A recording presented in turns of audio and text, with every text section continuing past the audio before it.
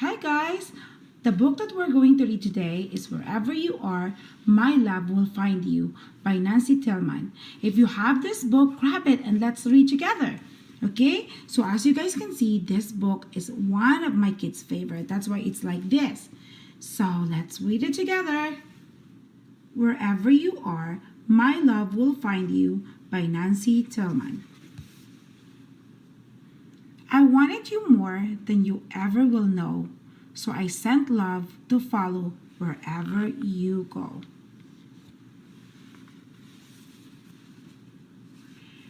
It's high as you wish it, it's quick as an elf. You'll never outgrow it, it stretches itself.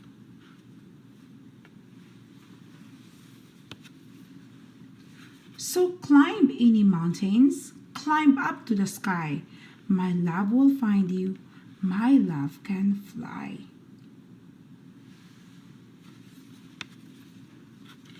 Make a big splash. Go out on the limb. My love will find you. My love can swim.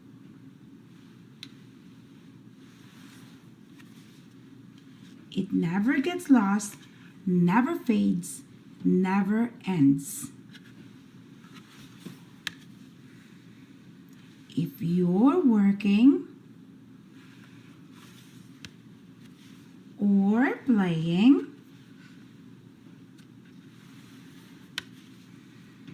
or sitting with friends, you can dance till you're dizzy,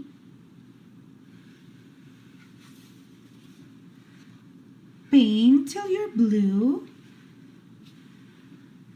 There's no place, not one, that my love can't find you. And if someday you're lonely, or someday you're sad, or you strike out at baseball, I'll think you've been bad. Just lift up your face, feel the wind in your hair. That's me, my sweet baby. My love is right there.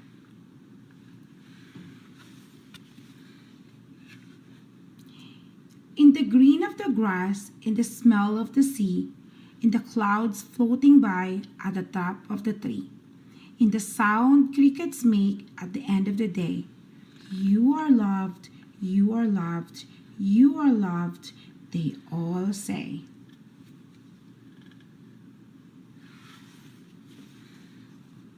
My love is so high and so wide and so deep. It's always right there even when you're asleep. So hold your head high and don't be afraid to march to the front of your own parade. If you're still my small babe or you're all the way grown, my promise to you is you're never alone. Beautiful story, eh guys? You are my angel, my darling, my star, and my love will find you wherever you are. The end. I hope that you guys like it. And if you have another book that you want me to read, just leave a comment in the comment section and I will try to read it for you. Thank you guys for watching and listening. See you next time. Thank you for watching. Don't forget to subscribe. Read aloud with me. Bedtime story. Hey guys, for today's book, we are going to read Oh How I Wish I Could Read by John Gill and illustrated by Frank Furello. If you guys have this book, come and grab it and we can start reading. Oh How I Wish I Can Read, written by John Gill and illustrated by Frank Furello.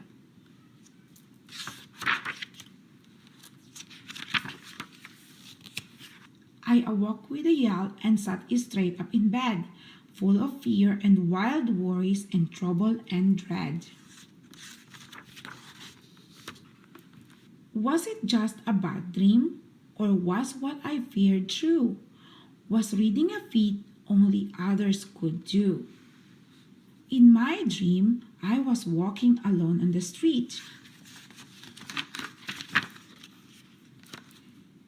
and decided to sit down and put up my feet. I discovered too late what the wet paint sign said when the bench left my backside a bright shade of red. Then I saw a cute puppy and wanted to pet it.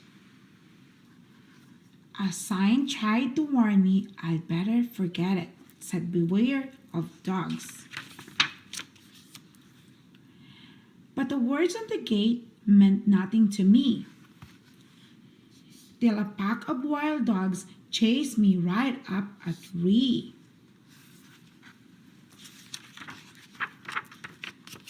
More signs. I continued along on my readingless way, having no way to know what each sign had to say. I wish I could read, because then I could know when danger signs warned me where I shouldn't go. A sign said no crossing, but I didn't hit it because in my dream I had no way to read it.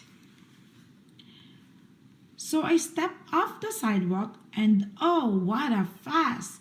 I was nearly run down by 2 cars and a bus.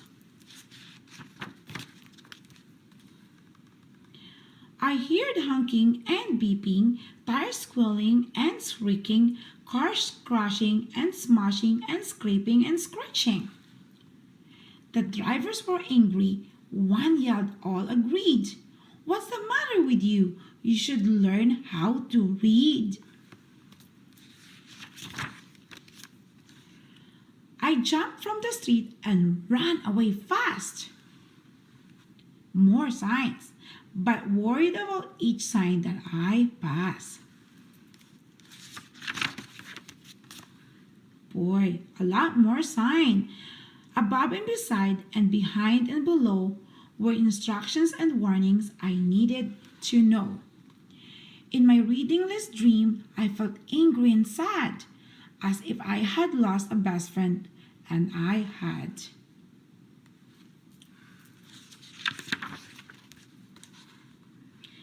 I was lost and alone and afraid as could be of the readingless troubles is still waiting for me.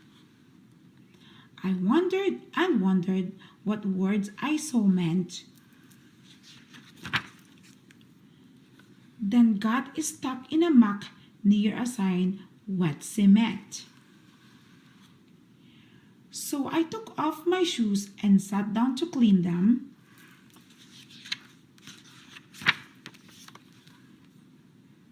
Two signs blocked my way, but I sat down between them. They said poison ivy, but I didn't know.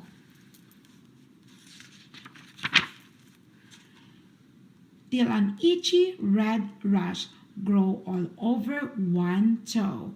Oh no.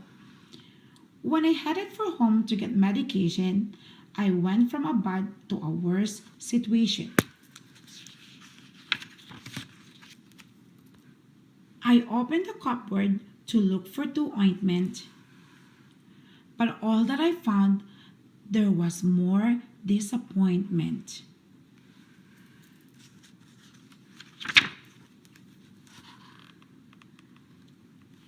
Each bottle and tube on the shelf had a label I needed to read, but I wasn't able.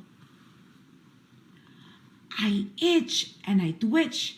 How I wish I could read. My toe was on fire from that poisonous weed. Just then I woke up from my readingless dream when my cat nipped my toe and I let out a scream. Ouch!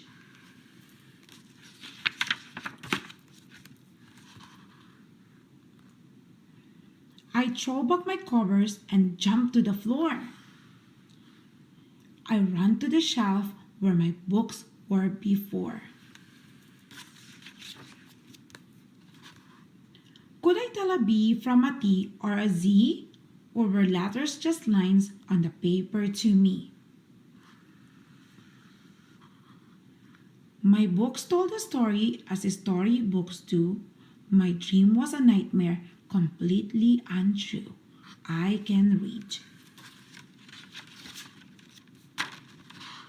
At last it was over. At last I was freed.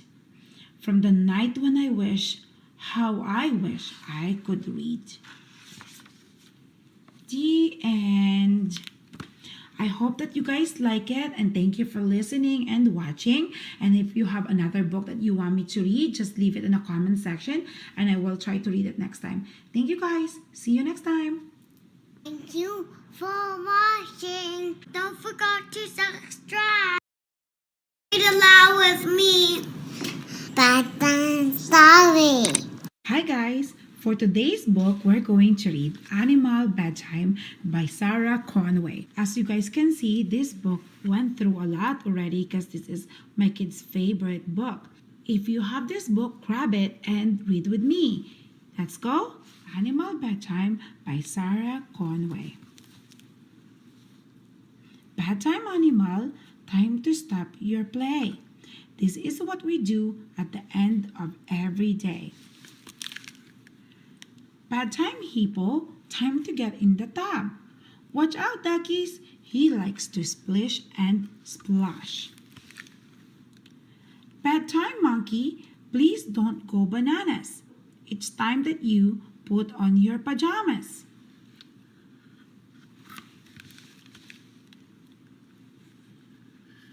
Bedtime, kittens, come and have a drink. Lap up your milk, it's later than you think. Bedtime, alligator, show us all your teeth. Clean the ones up top and the ones beneath. Bedtime, owl, come and have a look while we read a story from your favorite book.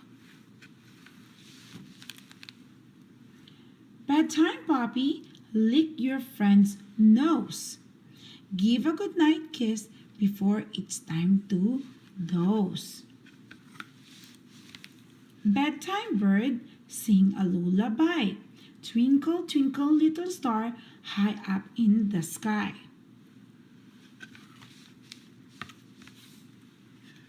Bedtime, sheep, close your sleepy eyes. Dream of all your friends leaping in the sky.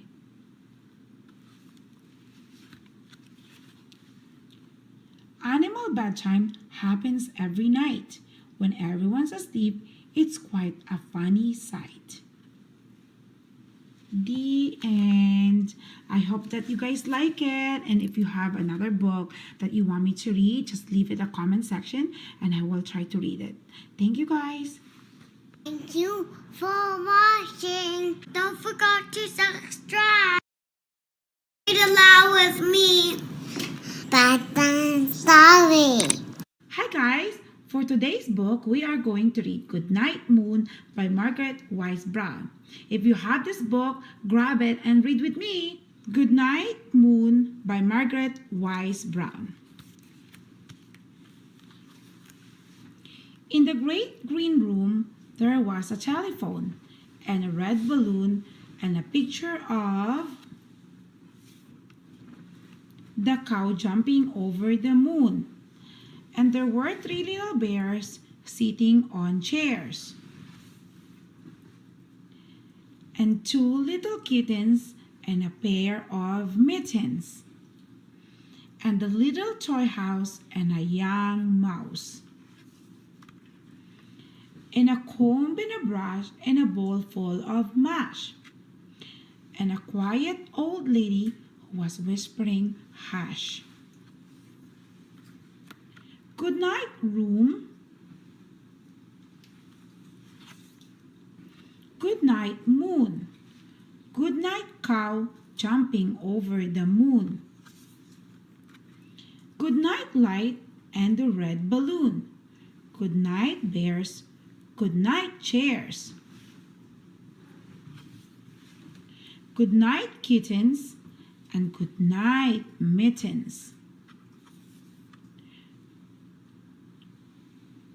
Good night, clocks, and good night, socks. Good night, little house, and good night, mouse. Good night, comb, and good night, brush. Good night, nobody. Good night, mush. And good night to the old lady, whispering, hush. Good night, stars. Good night, air. Good night, noises everywhere. The end. I hope you guys like it. And if you have any books that you want me to read, just leave in a comment section and I will read it next time. See you guys. Thank you for watching. Don't forget to subscribe. Read aloud with me. Bedtime story. Hi kids! For today's book, we're going to read The Runaway Bunny by Margaret Wise Brown. I hope you guys like it. The Runaway Bunny. Once there was a little bunny who wanted to run away. So she said to his mother, "I am running away." "If you run away," said his mother, "I will run after you, for you are my little bunny." "If you run after me," said the little bunny, "I will become a fish in a trout stream, and I will swim away from you."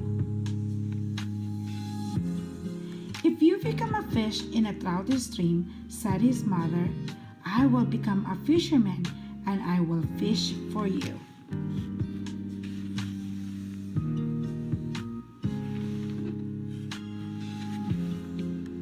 "If you become a fisherman," said the little bunny, "I will become a rock on the mountain high above you."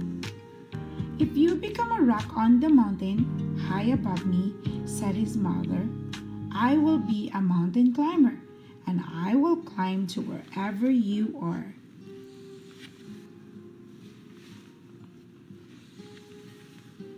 "If you become a mountain climber," said the little bunny, "I will be a crocus in a hidden garden." "If you become a crocus in a hidden garden," said his mother, "I will be a gardener, and I will find you."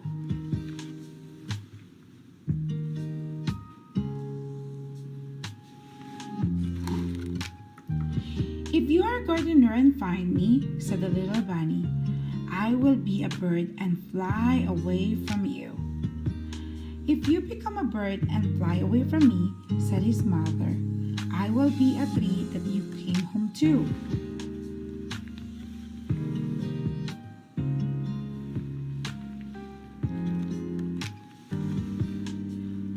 "If you become a tree," said the little bunny, "I will become a little sailboat, and I will sail away from you."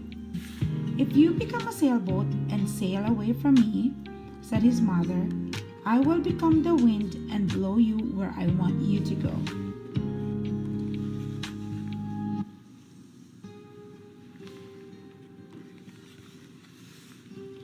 "If you become the wind and blow me," said the little bunny, "I will join a circus and fly away on a flying trapeze." "If you go flying on the flying trapeze," said his mother, "I will be a tightrope walker, and I will walk across the air to you."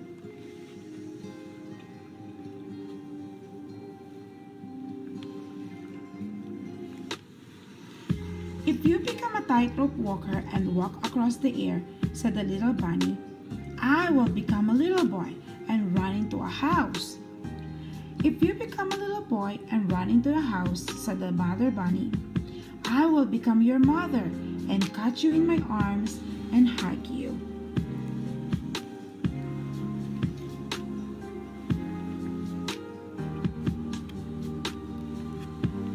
"Shucks," said the bunny, "I might just as well stay where I am and be your little bunny."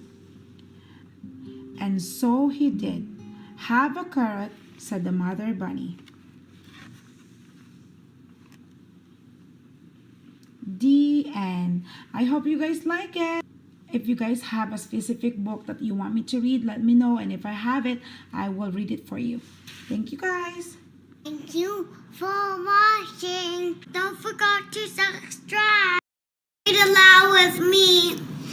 Bedtime story.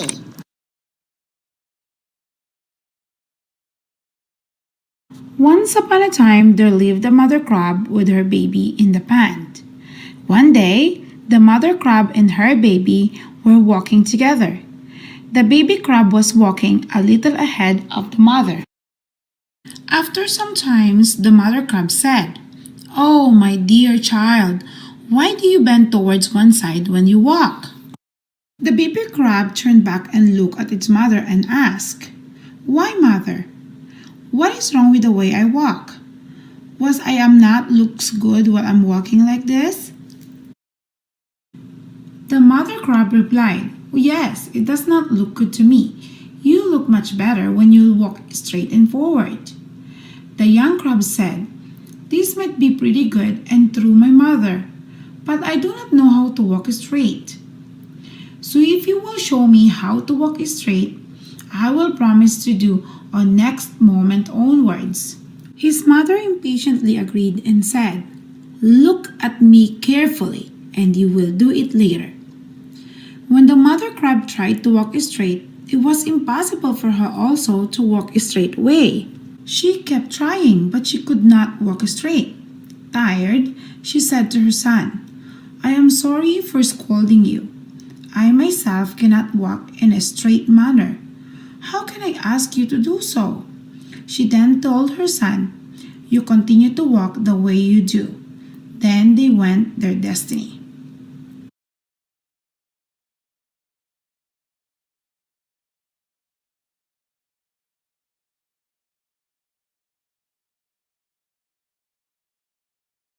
Read aloud with me. Bedtime story. Hi guys, for today's book we are going to read I Love You Because You're You by Lisa Baker. If you have this book, grab it and let's read together. I Love You Because You're You by Lisa Baker.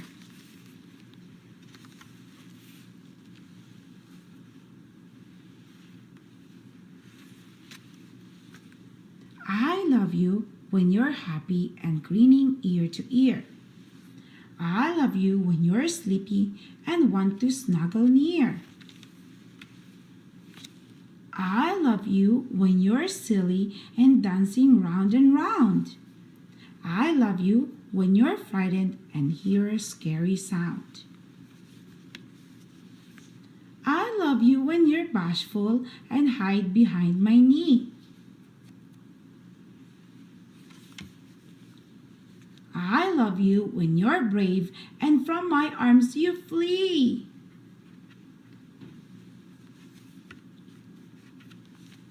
I love you when you're sick and need to rest in bed.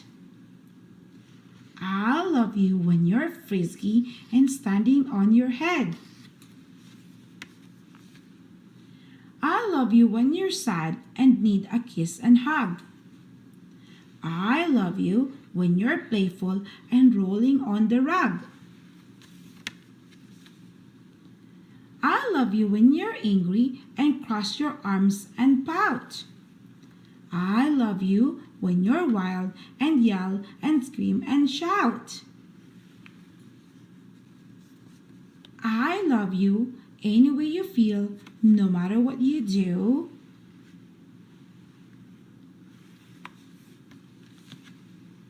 I love you any way you are. I love you because you're you. The end. I hope that you guys like this book. And if you have another book that you want me to read, just leave a comment in the comment section and I will try to read it for you. Thank you guys for watching and listening. See you next time. Thank you for watching. Don't forget to subscribe. Read aloud with me. Bedtime story. Hi guys. For today's book, we are going to read The Teacher from the Black Lagoon by Mike Teller, pictured by Jared Lee. Let's start. If you guys have this book, grab it and let's read together, okay? The Teacher from the Black Lagoon, from Mike Dollar and pictured by Jared Lee.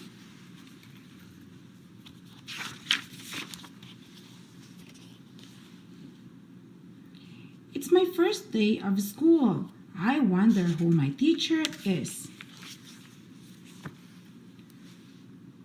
I hear Mr. Smith had dandruff and warts. And Mrs. Jones has a whip and a wig.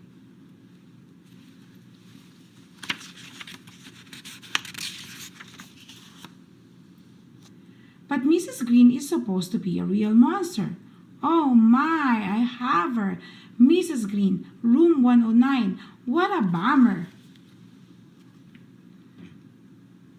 I sit at my desk, I fold my hands, I close my eyes. I'm too young to die. Suddenly, a shadow covers the door. It opens. In slithers Mrs. Green. She's really green. She has a tail. She scratches her name on the blackboard with her claws.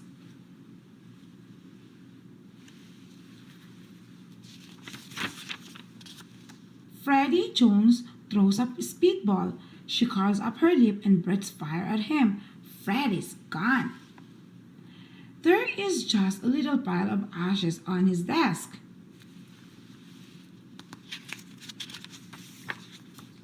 Talk about bad bread, giggles Eric Porter. She slithers over, unscrews his head, and puts it on the globe stand.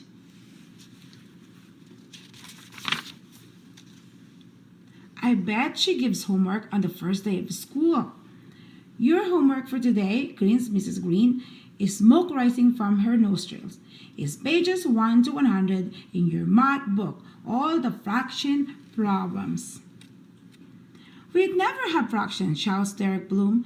Come up here, she beckons with her claw.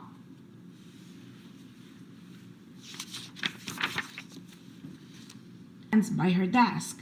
This is a whole boy, she smirks. She takes a big bite. This is a half boy. Now you've had fraction.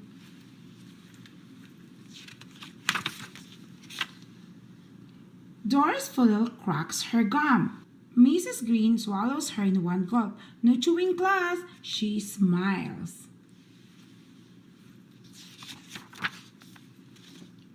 Mr. Bender, the principal, sticks his head in. Keep up the good work, he nods and closes the door. I wish I could get sent to the principal's office. Let's call the roll, cackles Mrs. Green. Freddie Jones is absent, Derek Bloom is half here, Eric Porter is here and there, and Doris Puddle is digesting.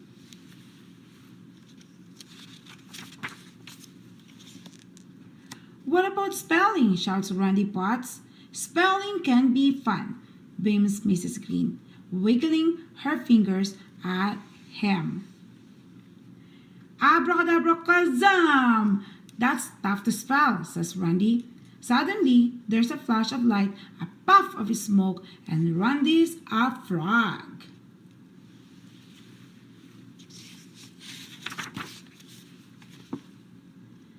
Penny Weber raises her hand. Can I go to the nurse? She whines. What's wrong? asked Miss Green. I have a huge headache, said Penny.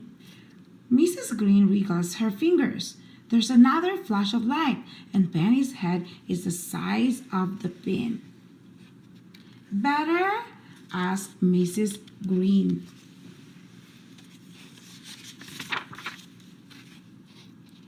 Now it's nap time. Everyone who still has one, put your head on the desk. I hope I make it to recess. Sweet dreams, she cackles as I close my eyes. Ring! Suddenly, the bell rings. I wake up. There's a pretty woman writing her name on the blackboard. She has real skin and no tail. I'm Mrs. Green, your teacher. She smiles.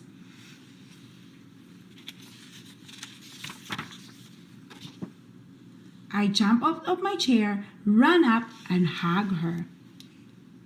Well, thank you, she says. I'm glad to be here. Not as glad as I am. The end. I hope that you guys like this book because my kids really love this book. We really enjoy reading this. And if you guys have another book that you want me to read, just comment in the comment section and I try to read it for you guys. Thank you guys for watching and listening. See you next time. Thank you for watching. Don't forget to subscribe. Read aloud with me. Bedtime story. Hi guys! For today's book, we are going to read You Are My I Love You by Mary Ann Cossimano, Love, and Satomi Ichikawa. This is a super beautiful book. If you have this book, grab it and let's start reading. You Are My I Love You by Mary Ann Cossimano, Love, and Satomi Ichikawa. As you can see, this is one of our favorite books and I gave it to my kids a while ago.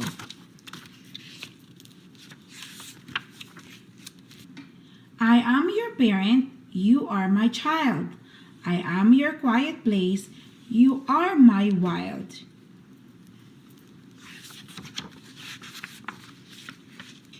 I am your calm face, you are my giggle. I am your wake, you are my wiggle.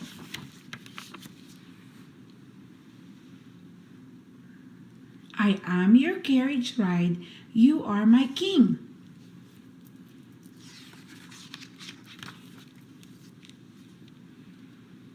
I am your push, you are my swing.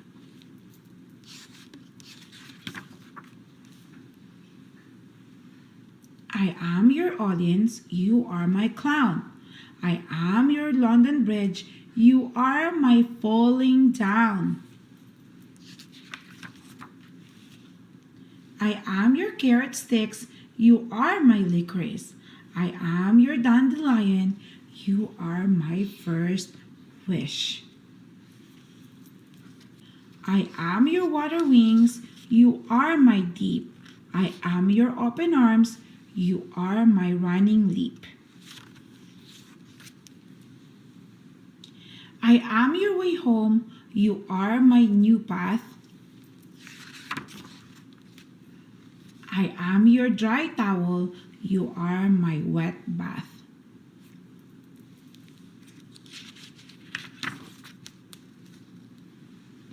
I am your dinner, you are my chocolate cake. I am your bedtime, you are my wide awake. I am your finish line, you are my race. I am your praying hands, you are my saying grace.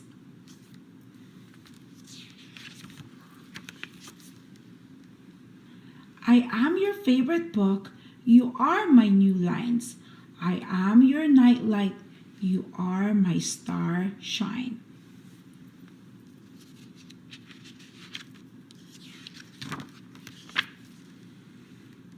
I am your lullaby, you are my peekaboo.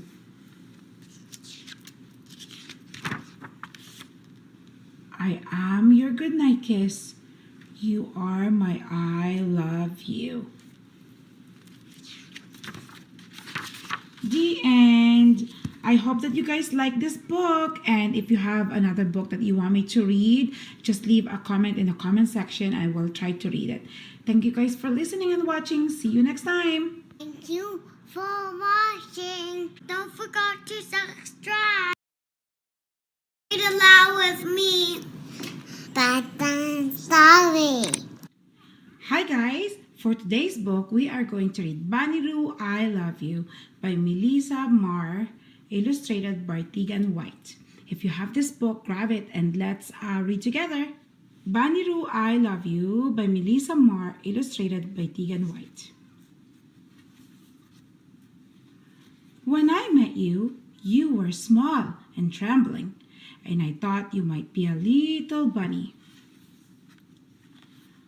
I held you so close so you were warm. When I tried to put you down, you kicked and squirmed, and I thought you might be a lost kangaroo. I tucked you in my pouch so you would feel safe. Then one day, you lifted your head and looked around, and I thought you might be a curious lizard.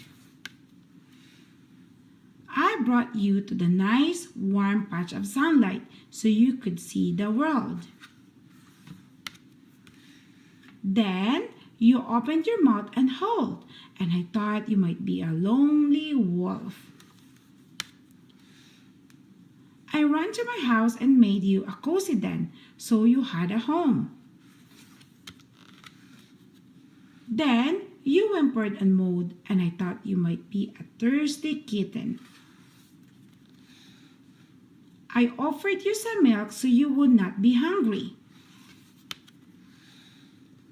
Then you yawned and puffed, and I thought you might be a tired piggy. I gave you a bath so you would be calm. Then you smiled and I knew you are not a bunny-roo, you're not a lizard or a wolf or a kitten or a piggy. You are my baby. The end. I hope that you guys like this book, and if there's any book that you guys want me to read, just leave it in a comment section and I will try to read it for you. See you next time, and thanks for listening. Thank you for watching. Don't forget to subscribe. Read aloud with me. Bedtime story. Hi guys, for today's book, we are going to read Guess How Much I Love You by Sam McBratney, illustrated by Anita Duram. This is one of my kids' favorite book and my book dedicated to my younger sister. If you have this book, grab it and let's read together.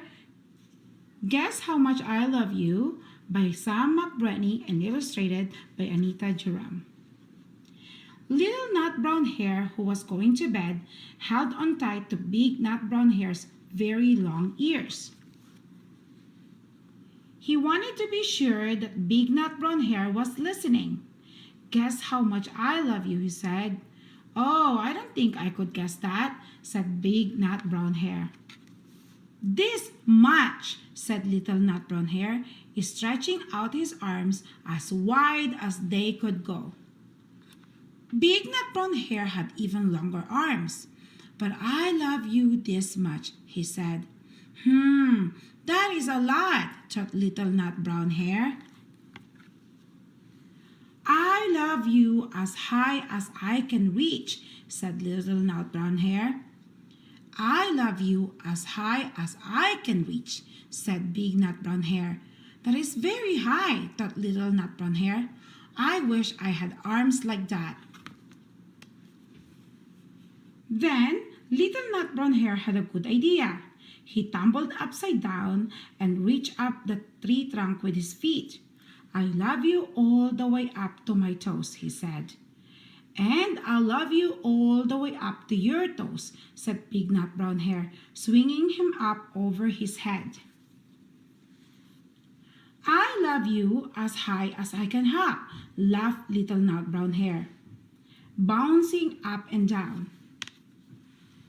But I love you as high as I can hop, smiled Big Nut Brown Hare, as he hopped so high that his ears touched the branches above. That's good hopping, thought Little Nut Brown Hare. I wish I could hop like that. I love you all the way down the lane as far as the river, cried Little Nut Brown Hare. I love you across the river and over the hills, said Big Nut Brown Hare. That's very far, thought Little Nut Brown Hare.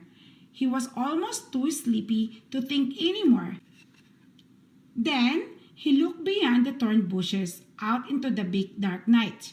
Nothing could be farther than the sky. I love you right up to the moon, he said, and closed his eyes. Oh, that's far, said Big Nut Brown Hair. That is very, very far. Big Nut Brown Hair settled Little Nut Brown Hair into his bed of leaves. He leaned over and kissed him good night. Then he lay down close by and whispered with a smile, I love you right up to the moon and back. The end.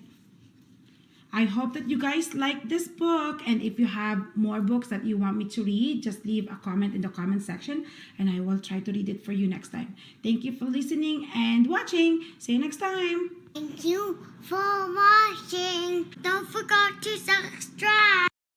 Read aloud with me. Bedtime story. Hi guys, for today's book we are going to read You're All My Favorite from Sam McBratney and illustrated by Anita Joram. If you have this book, grab it and sit down with me. Let's start reading. This book is dedicated to my two kids, Ethan and Nini. Let's start reading You're All My Favorites from Sam McBratney, illustrated by Anita Joram. Once upon a time, there was a mother bear, a father bear, and 3 little bears.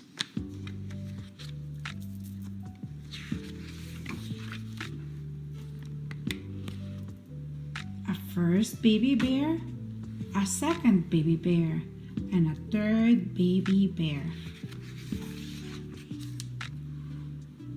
Whoever tucked them in at night always said the same thing to them. You are the most wonderful baby bears in the whole wide world. One night, after Mommy Bear had tucked them in, and after she had said, You are the most wonderful baby bears in the whole wide world, the baby bears began to wonder.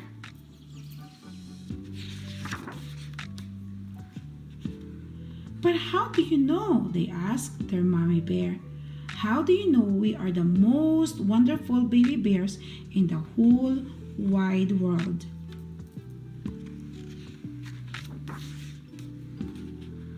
Because your daddy told me, said Mommy Bear.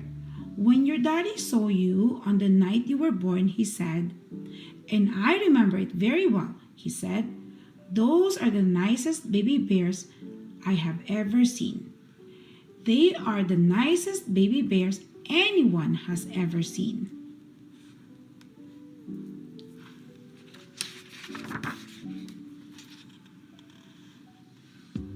That was a good answer. The 3 baby bears snuggled down as content as could be.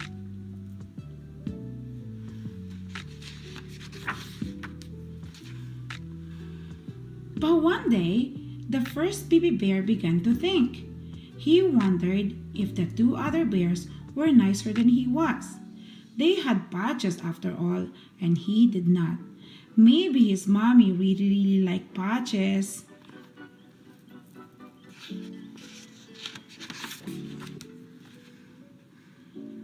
And the second baby bear began to wonder.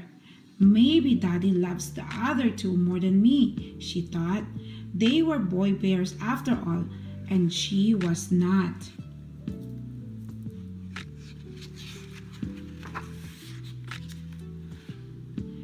And the third baby bear began to worry. I'm only the littlest, he thought. Everybody's bigger than me.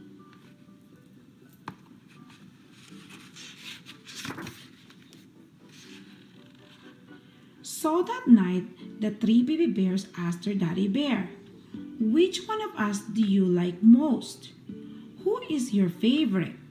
We can all be the best.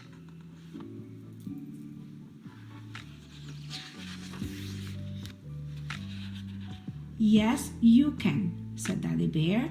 I know you can because I heard your mommy say so. When she saw you, and the Daddy Bear picked up the first baby bear to give him a cuddle. That is the most perfect first baby bear that anyone has ever seen. Even with no patches? Patches don't matter at all, replied his daddy as he tucked him in.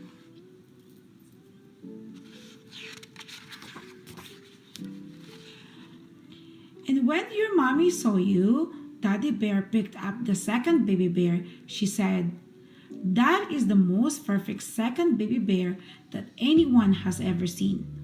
Even if I'm not a boy, girl or boy, it makes no difference," said her daddy, and he hugged her tight.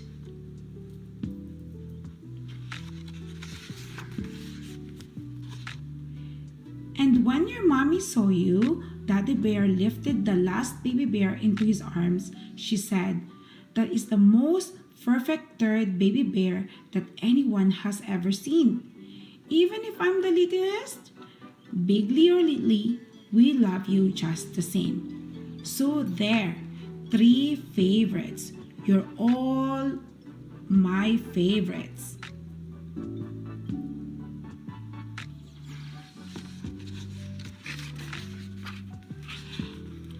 And the best baby bears in the whole wide world went to sleep as happily as could be, because that was a good answer too.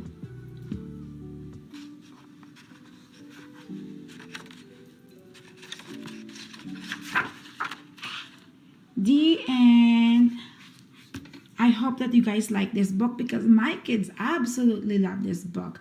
If you guys have a book that you want me to read, just leave a comment in the comment section and I will try to read it. Thank you for watching and listening. See you next time.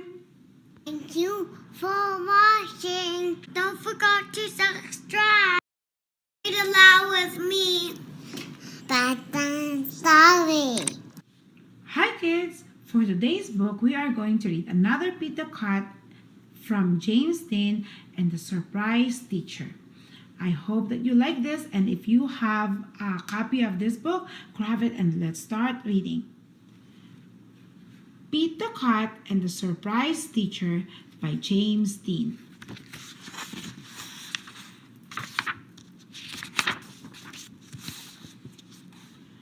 Pete is ready for school. "Where is Mom?" Pete asked.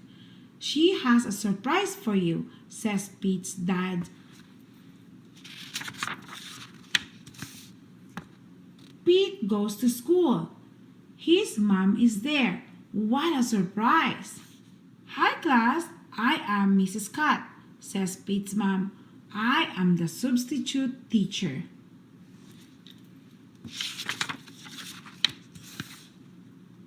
"I will need your help today," says Pete's mom. "What do we do first?" "Art," says Pete. "Yeah," says the class.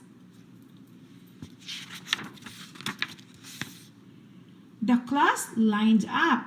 Pete's mom leads the line. "Is this art?" asked Pete's mom. Boing! "This is not art. This is gym. Stay and play," says the gym teacher.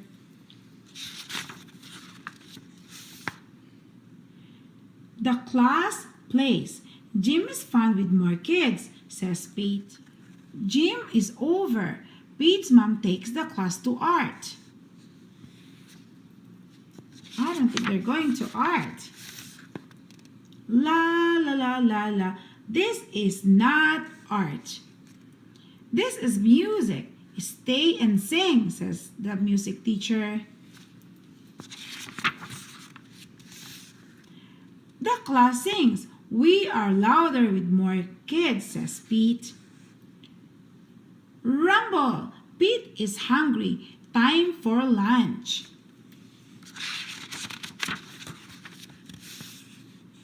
"This is not the lunchroom. This is the playground. Let's have a picnic," says Pete.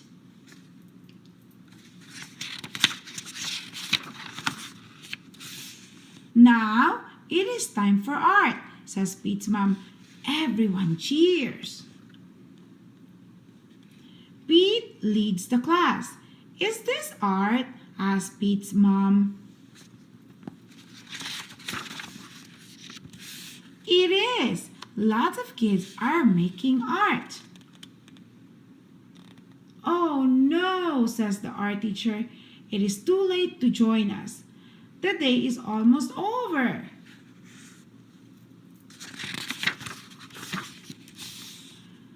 The class goes to their classroom.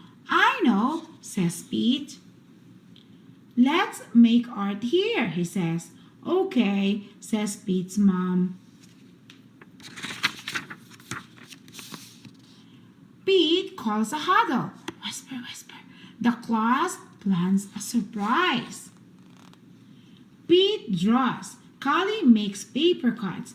Everyone helps.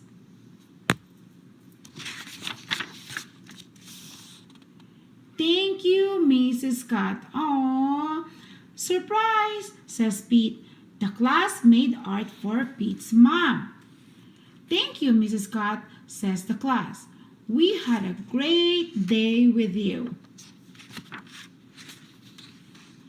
Sometimes a different day is an awesome day.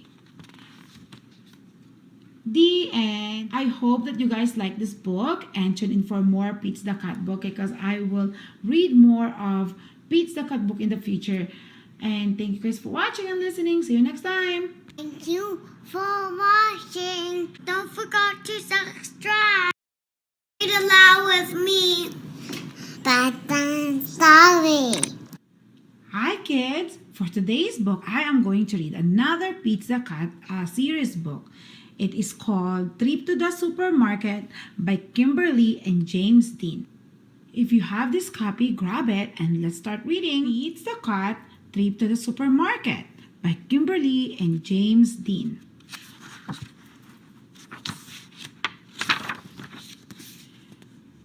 Pete and Bob are hungry after a big day of fun at the park. Dad, can we have a snack? Bob asked. Dad checks the fridge. Dad checks the pantry. Dad checks the secret snack nook. We need to buy groceries, says Dad. Dad starts to make a list. We need milk and eggs and fish and chicken. I want raspberries, says Bob. I want apples, says Pete. Pete, Bob, and Dad make a long list and take it to the supermarket. Oh no! The wind blows the list out of Dad's hands.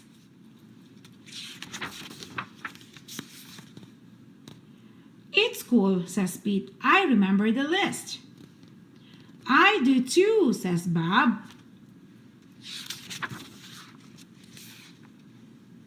First, they stop in aisle 10. The sign says dairy. We need milk, says Pete, and cheese, says Bob, the stinky kind. Next, they go to the aisle 9. Yum, says Dad. I love bacon. Don't forget the chicken, says Pete.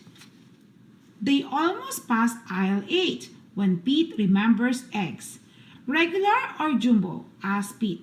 Jumbo, said Dad. Groovy, says Pete. Bob can pick between spaghetti and macaroni in aisle 7. How about bow ties? Asked Dad. Awesome, says Bob. Aisle 6 smells fruity. Remember the apples? Says Pete. Remember the raspberry? Says Bob. In aisle 5, Dad tastes the hot dog. Yummy! In aisle 4, Pete tastes the cupcake. Sweet! Dad lets Pete and Bob choose a treat in aisle 3. Pete picks crackers shaped like fish. Bob picks popcorn.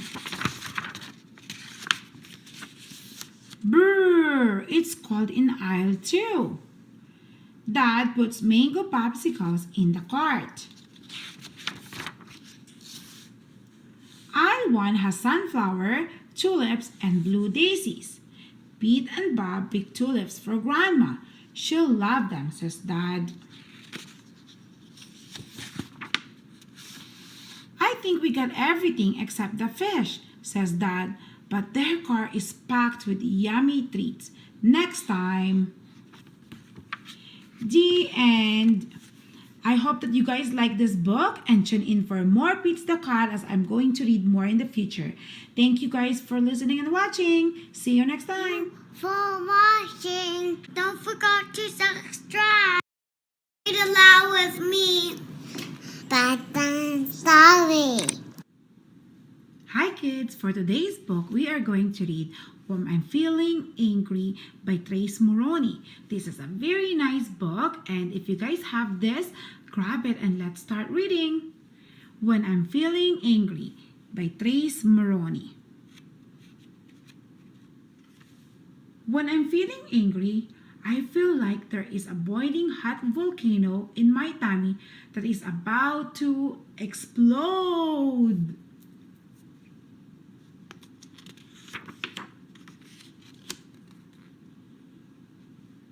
When I'm feeling angry, I want to kick and scream and stomp and stomp, stomp my feet so hard that the whole world shakes. I want to run and never stop. Everyone gets angry sometimes. Some things just make me so mad, like when someone makes fun of me, or when someone ruins my sandcastle, or when I get blamed for something I didn't do.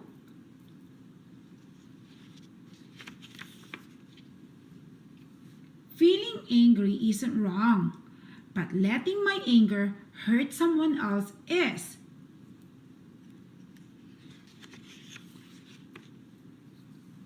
When I'm feeling angry, I try to remember to do the things that make me feel better, like taking great big breaths in and out, or going to my favorite quiet place.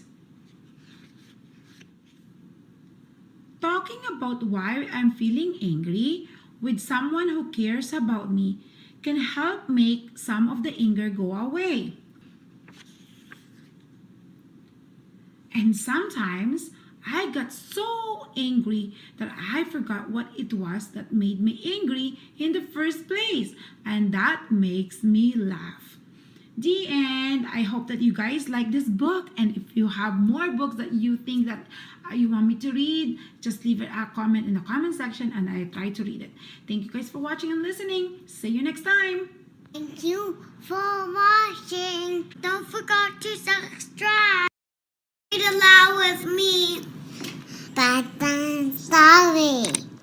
Hi kids, for today's book we are going to read I've Lost My Cat by Pilif Beha. If you have this book, grab it and let's start reading. I've Lost My Cat by Pilif Beha. Oh no, I've lost my cat. He's round, he's cute, he's yellow, black and white. His name is Grayling and is nowhere in sight. I found your cat, all yellow, black and white. He was lost and crying in fright. That's not my cat, that's a leopard. But thanks, he can stay in my backyard. Here's your cat, all round and cute. He was wandering around and about. That's not my cat, that's a pig. But thanks, he can stay in my house. I brought you your cat, all gray and round. He was sleeping in the balcony. That's not my cat, that's an elf. Stay with me. I've got your cat, all yellow and black. He was hopping on the sidewalk. That's not my cat, that's a canary. But thanks, I've got a place where he can sing and squawk. As soon as I called Grayling, your cat followed me all the way home. That's not my cat, that's a sheep. But thanks, I've got a place where he can roam. I brought back your cat, all white and black. He was waddling about. That's not my cat, that's a penguin. But thanks, I'll find him a place to hang out. I've caught your cat, all round, yellow and black. He wasn't far. That's not my cat, that's a fish. But thanks, he can swim in my pickle jar. Then today, I saw a yellow dog, a white mouse, a yellow, black and white beetle, and a black hen. I was also given a round gray hat and a yellow melon. After that, everything that was not my cat went to sleep without a peep. But I sat up in bed with worries in my head. Where was Grayling? Suddenly, from the top of my cupboard, a stirring, it was Grayling purring, and in one giant bound, he landed on my bed and was found. I found my cat, so round, so cute, so yellow, black and white. Now, my friends, it's time to sleep. Good night. The end. I hope that you guys like this book, and if you have more books that you think that you want me to read, just leave it a comment in the comment section and I try to read it. Thank you guys for watching and listening. See you next time. Thank you for watching. Don't forget to subscribe. Read aloud with me. Bedtime story. Hi kids, for today's book we are going to read The Little Rabbit Waits for the Moon by Beth Chushan, illustrated by Stephanie Peel. If you have this book, grab it and let's sit and read together. Little Rabbit Waits for the Moon by Beth Chushan, illustrated by Stephanie Peel. Little Rabbit couldn't sleep. In the day, the sun is there, warm and bright. But when night comes, the sky hangs low, dark and empty. If I fall asleep now, there'll be no one watching over me, thought Little Rabbit. I'll just have to wait for the moon. And so he did just that. The trouble with being so tired and sleepy was that he didn't know exactly when the moon would come. Little Rabbit waited and waited. More time passed and the moon still hadn't come. He thought he had better ask someone how much longer he might have to wait. This is my first day ever, said a small flower in the fields. Maybe I will have grown into a tree by the time your moon comes. That sounded like a very long time. Little Rabbit thought he had better ask someone else, just to be sure. Look deep into the water, shimmered a little lake nearby. Maybe your moon has fallen in and can't get out. That didn't sound like what he wanted to hear. Little Rabbit thought he had better ask someone else, just to be sure. Why don't you walk with me, twisted along and winding path? We can find out where I'm leading and maybe your moon is on the other end. That sounded like it might be a long way away. Little Rabbit thought he had better ask someone else, just to be sure. I've just blown into this part's breeze a wind that had picked up. Who knows? I might be a big first storm by the time your moon comes. That didn't sound like something he wanted to wait for. Little Rabbit thought he had better ask someone else, just to be sure. We can't see your moon yet, rumbled the great rolling hills. And we can't see far into the distance from up here. That didn't sound very promising. Little Rabbit began to think that the moon might not never come. and he was getting very, very tired. And then, from behind the hills, carried by the wind along the twist of the path, reflected in a lake and shining on the petals of the small flower, the most perfect moon is lit into the night sky. But little rabbit had fallen asleep, dreaming of the moon that would watch over him through the night. The end. I hope that you guys like this book. As you guys can see, my kids really love it. And if you guys have any book that you want me to read, just leave a comment in the comment section and I will try to read it. See you guys next time. Thank you for watching and listening. Thank you for watching. Don't forget to subscribe. Read aloud with me.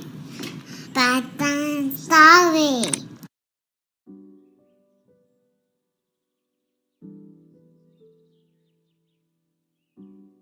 One day, a little boy of 10 years old held a dollar coin in his hand and asked one of the shop owners along the street, "Excuse me, do you sell God?"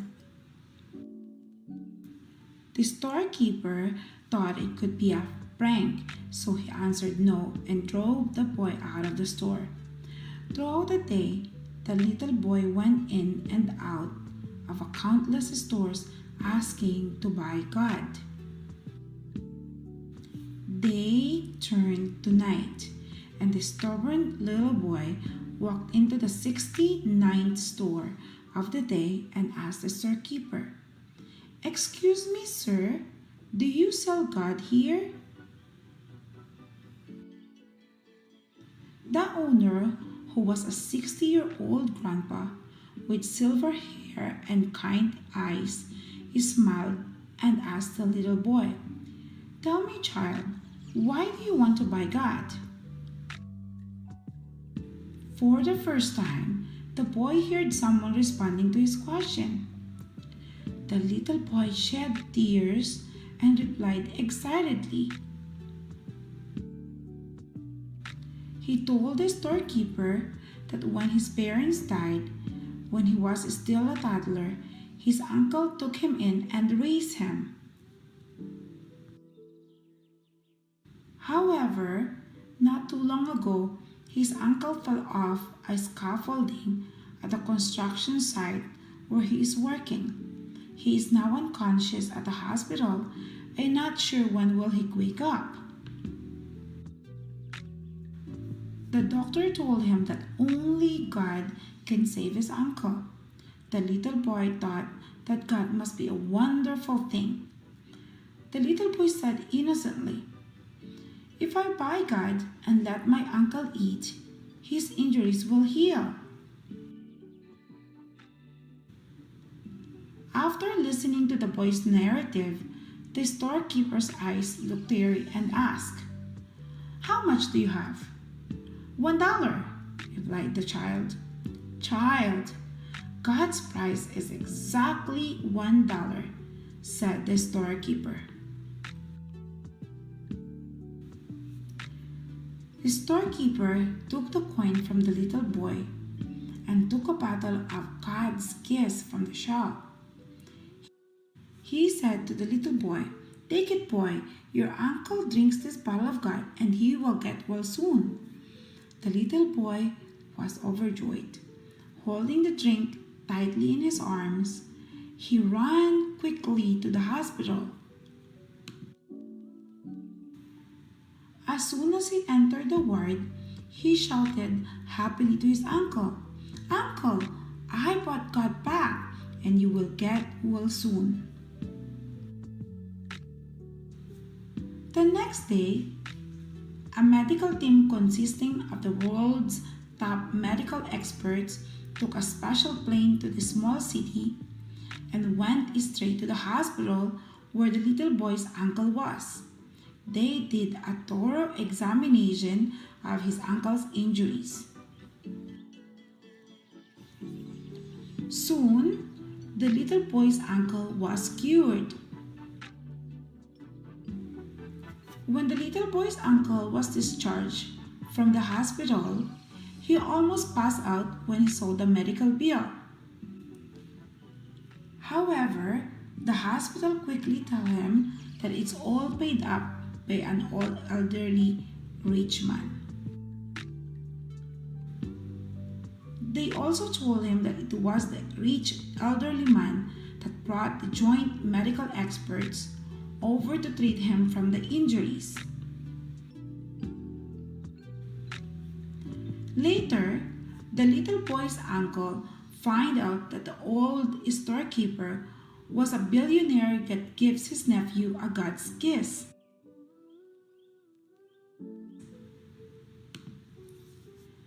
The little boy's uncle got excited.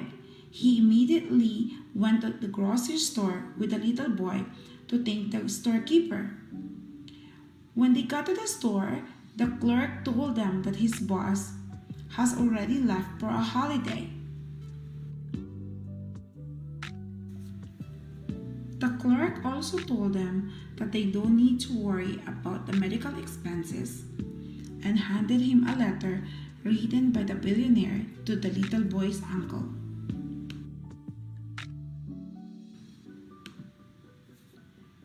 The little boy's uncle turned open the letter and read, "Young man, you don't need to thank me. All the expenses have been paid by your nephew. I wanted to tell you that you are a lucky man to have such a good nephew. To save you, he brought $1 and went into every store he sees to buy God. Thank God he was the person that saved you."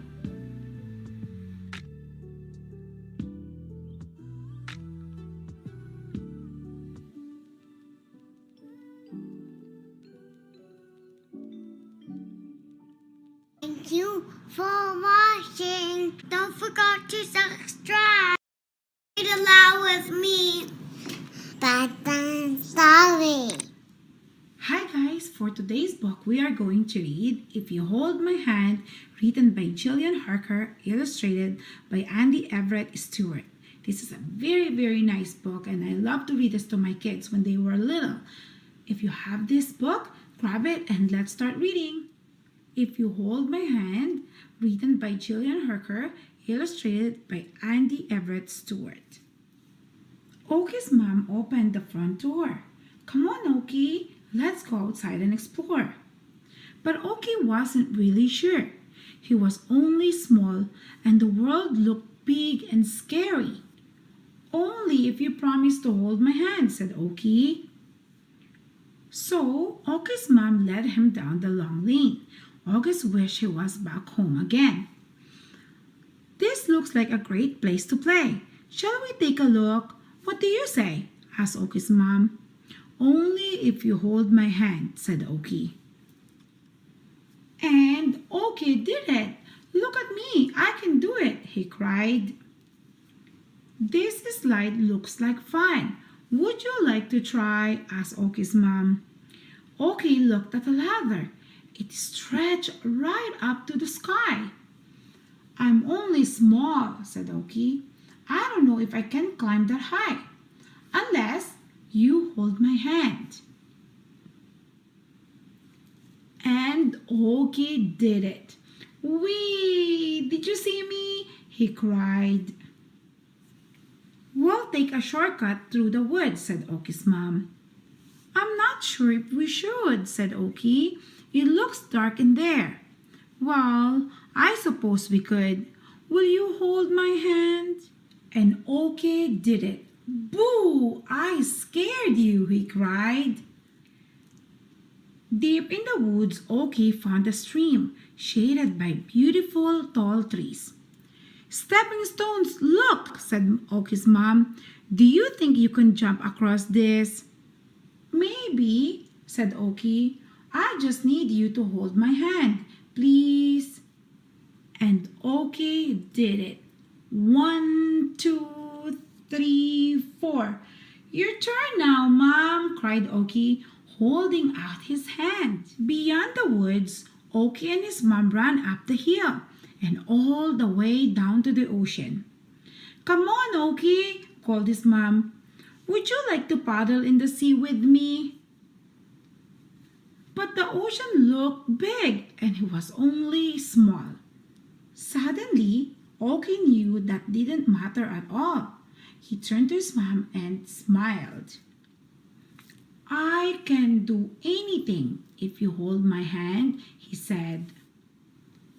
The end. I hope that you guys like this book, and if you have another book that you want me to read, just leave a comment in the comment section and I will try to read it. Thank you guys for watching and listening. See you next time. Thank you for watching. Don't forget to subscribe. Read aloud with me. Bedtime story. Hi guys. For today's book, we are going to read Who Are You? By John Shindle and illustrated by James Watts. If you guys have this book, grab it and read with me. Who Are You? By John Shindle, illustrated by James Watts. May I come to your party tonight? Asked Brown Bear. No, said his parents. You are too small. I will stand on a chair the whole time, said Brown Bear.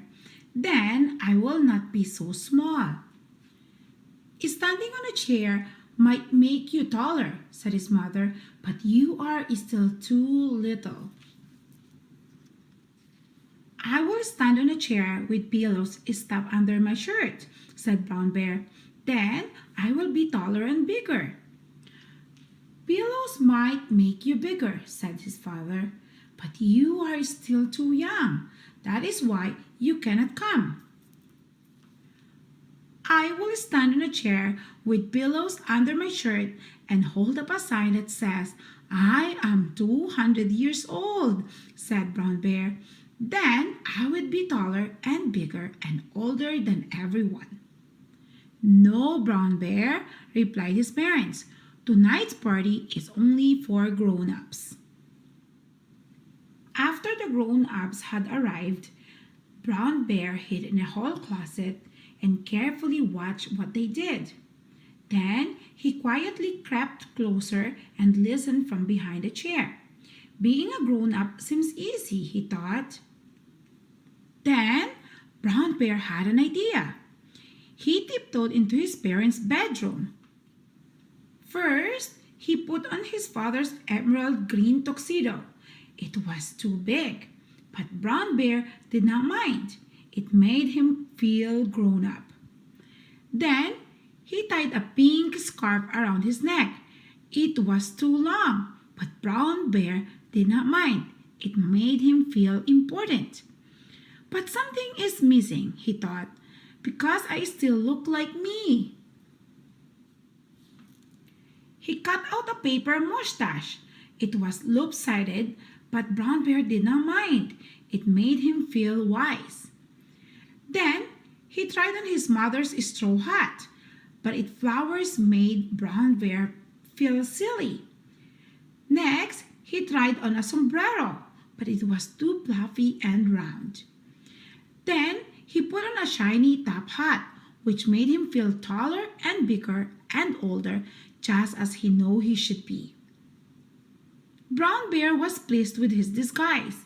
If I can tell that I am me, thought Brown Bear, then nobody can. So nobody will know it's me. He sneaked out the back door, hurried around the house, and knocked loudly on the front door. Brown Bear's father opened the door. How are you, Mr. Bear? Asked Brown Bear in a deep, muffled voice. Fine, thank you, replied Mr. Bear. But who are you? At first, Brown Bear did not know what to say or who he should be, and he was scared. I am Brown Bear Doctor, he said, and then he quickly said, Doctor once again. Poor Brown Bear, he was very confused, but he tried again. I am Brown Bear's doctor. I'll fix Brown Bear when he is sick. Oh, it is a pleasure to meet you, Doctor, said Mr. Bear. May I take your hat? Why do you want my hat? Asked Brown Bear. Don't you have any hats? Yes, of course I do, replied Mr. Bear. I even have one just like yours. Then you don't need mine, said Brown Bear, and with that, he shuffled inside, coattails and pant legs sweeping the floor behind him. Brown Bear mixed and mingled among the guests, but no one seemed to notice him. He nibbled mysterious vegetables and gooey cheeses. One tasted worse than another. And when Brown Bear reached for the punch, his sleeve swished into the flower vase and toppled it over. Then one of the guests told a funny story. Everyone burst laughing, except Brown Bear. He didn't understand it at all. I wish I was playing with my Space Bear game or watching TV, he muttered. Hello, sir, said his mother. Are you having a good time? No, said Brown Bear. I am not. Would you like to dance with me? Asked his mother. Yes, said Brown Bear, I would. Brown Bear's mother picked him up. They swirled and twirled around the room. Now I'm having fun, said Brown Bear, but it ended all too soon. Everyone applauded. Brown Bear took a bow. I have had a very, said Brown Bear's mother, but it's nearly time for bed. It's too early for you to go to bed, said Brown Bear. Yes, replied Miss Bear. It is too early for me, but not for my Brown Bear. Brown Bear is good, said Brown Bear. He must be in his pajamas by now. I should go then and tell him a story, said his mother. He likes bedtime stories, you know. Oh, so do I, said Brown Bear. I will go and tell him one for you. Thank you, said Miss Bear.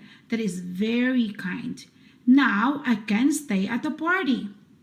Brown Bear filled his hat with chocolate chip cookies in case he got hungry during the night. Good night, said Miss Bear. I hope you will come again. Brown Bear felt very proud and hurried off to bed. I acted grown up, thought Brown Bear. Even I'm not old or big or tall. But being grown up wasn't much fun. It's more fun being me. And if you guys want me to read another book, just leave a comment in the comment section and I will try to read it. See you guys next time. Thank you for watching and listening. Thank you for watching. Don't forget to subscribe. Read aloud with me. Bedtime story. Hi guys, let's read another Pete the Cat series. If you have this book, grab it and let's start reading. Pete the Kitty Goes to the Doctor by Kimberly and James Dean. Pete the Kitty wakes up. It is time to go to school. Pete stretches his arms. He stretches his legs. Ouch! Pete's belly hurts. Pete calls his dad. My belly doesn't feel groovy, he says. Pete's dad feels his head. You do not have a fever, Dad says. You just need some rest. Dad tucks Pete back into his bed. Dad kisses Pete's head. Pete pulls up his covers. He thinks he will have a cool day at home. Pete starts to play with his trains. Then Pete starts to paint a picture. It is time to get dressed, Dad says. It is time to go to the doctor. Pete does not want to go to the doctor. Pete is scared of the doctor. Dad says, the doctor is cool. She is not scary. Dad takes Pete to the doctor's office. They wait their turn. The waiting room is fun. Pete gets to play with lots of far-out toys. The nurse comes for Pete. She takes him to another room. The nurse checks for fever. The doctor comes in. She checks Peter's ears. She checks Peter's eyes. The doctor feels Pete's belly. She listens to Pete's heart.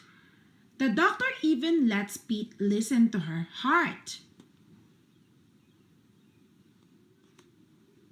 Don't worry, the doctor says. It is just a belly ache. The doctor gives Pete a cold sticker. She tells Pete to rest. Dad takes Pete home. Dad lets Pete rest in bed. Pete will feel better soon. Dad was right. The doctor was not scary. She was nice. Pete feels better. Soon, he will be back to his groovy self again. The end. I hope that you guys like this book. And if you have another book that you want me to read, just leave a comment in the comment section and I will try to read it. Thank you guys and see you next time. Thank you for watching. Don't forget to subscribe. Read aloud with me. Bedtime story. Hi kids! For today's book, we are going to read another Pete the Cat by James Dean. So, if you have this book, grab it and let's start reading. Pete the Cat is Snow Days by James Dean. Pete the Cat wakes up and gets ready for school. He has show and tell today. There is no school today, says Pete's mom. It's a snow day. Hooray! Yells Pete. Let's go sledding, says Pete. Great idea, says his brother Bob. Pete puts on his hat, boots and mittens. I'm ready to go, he says. On the way, Pete makes snowballs. He throws one at Bob. Bob throws one back. Pete makes a snow cat. Snow days are way more fun than school days, he says. Sledding Hill, here we come, says Pete. He can't wait to get there. Pete waves to Collie. Come sledding with us, he says. The hill is big. Trey and Emma look small at the top. Crunch, crunch goes the snow as Pete, Bob, and Collie go up, up, up. Whee! They yell as they go down, down, down. I love snow days, says Pete. On the way home, Pete and Bob stop at Trey's house. The hot chocolate is yummy. What a fun day, says Pete. Tomorrow at the school, I'll tell my class all about it. Pete wakes up to more snow. It's not a school day. It's another snow day. Pete makes a snow fort. He throws snowballs. He makes a snow dog. Then he has fun sledding. He can't wait to tell his teacher all about it. But the next day is a snow day too. There's too much snow. Pete and Bob can barely even open the front door. Before you go sledding, please shovel the walk, says Mom. But shoveling is hard work. When Pete is done, he's too tired to go sledding. Pete misses his teacher. He misses the other cats in his class. Pete can't wait to go back to school tomorrow. But when Pete wakes up, it is snowing. Oh no, he says, not another snow day. Pete wants to go to school, so Pete plows the streets all by himself. The other cats rush outside. They help clear the snow. Everyone wants to go to school. The streets are clear and safe. The bus can drive. School is open. All the kids are excited to see their teacher. He has a snow day show and tell. When it's Pete's turn, he tells everyone about the fun he had in the snow. I love snow days, says Pete, but I love school best. The end. I hope that you guys like this Pete the Cat series, and if you want more, tune in and subscribe to my channel and I will read more of this series. See you guys next time. Thank you for watching and listening. Thank you for watching. Don't forget to subscribe. Read aloud with me. Bedtime story. Hi kids! For today's book, we are going to read That Yucky Love Thing by Michael Catchpole and Victoria Ball.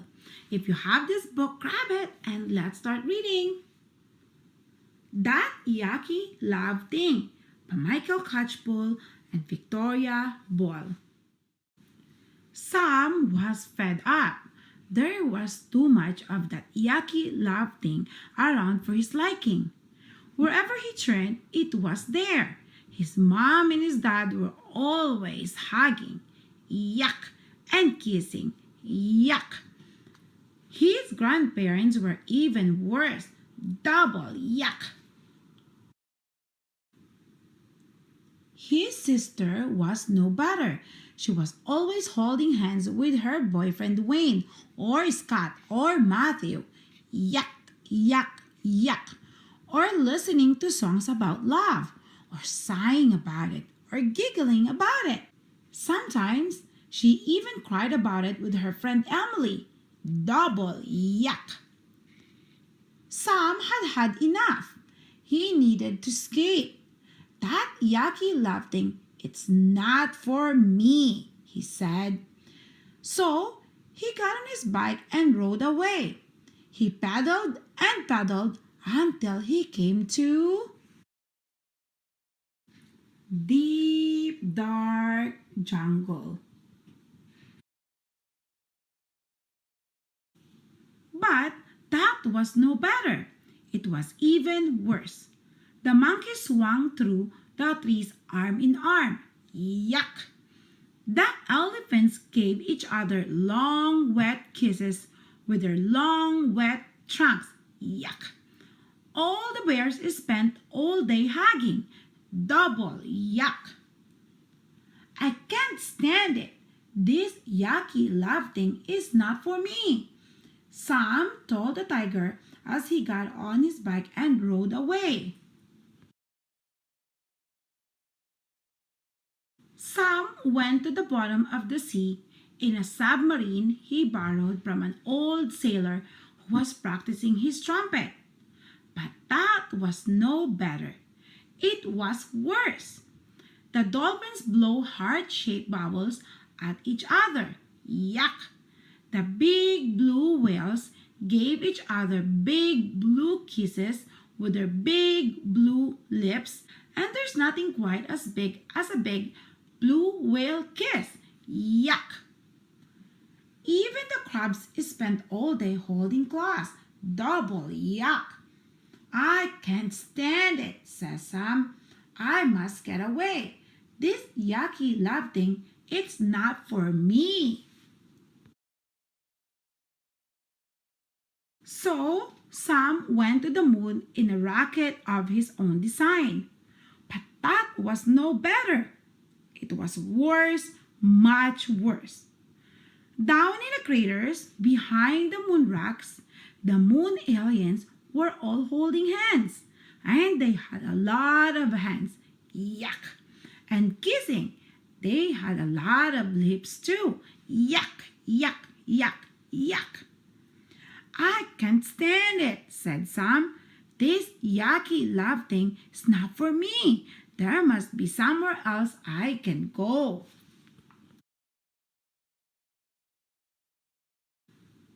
Sam got into a boat and set sail. He found himself on a tiny island all alone. He sat under a palm tree in the shade. "That's better," he said. "Now I'm all alone. There won't be any more of that yucky love thing."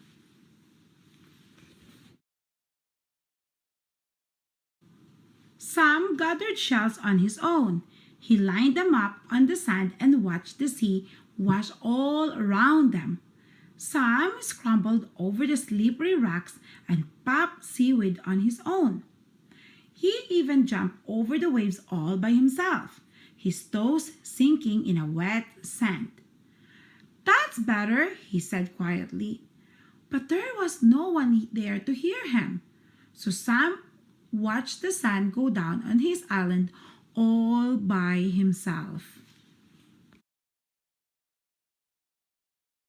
When the sun rose, a big shadow appeared. Someone was standing over him. "Who are you?" asked Sam. "And what are you doing on my island?" "I'm Samantha, and this is my island." "No, it's not. It's mine," said Sam. "I've come here to get away from all that yucky love thing." "So have I," laughed Samantha. "It's yucky, isn't it?" "Double yucky," said Sam. "There's too much of it for my liking." "And mine," said Samantha.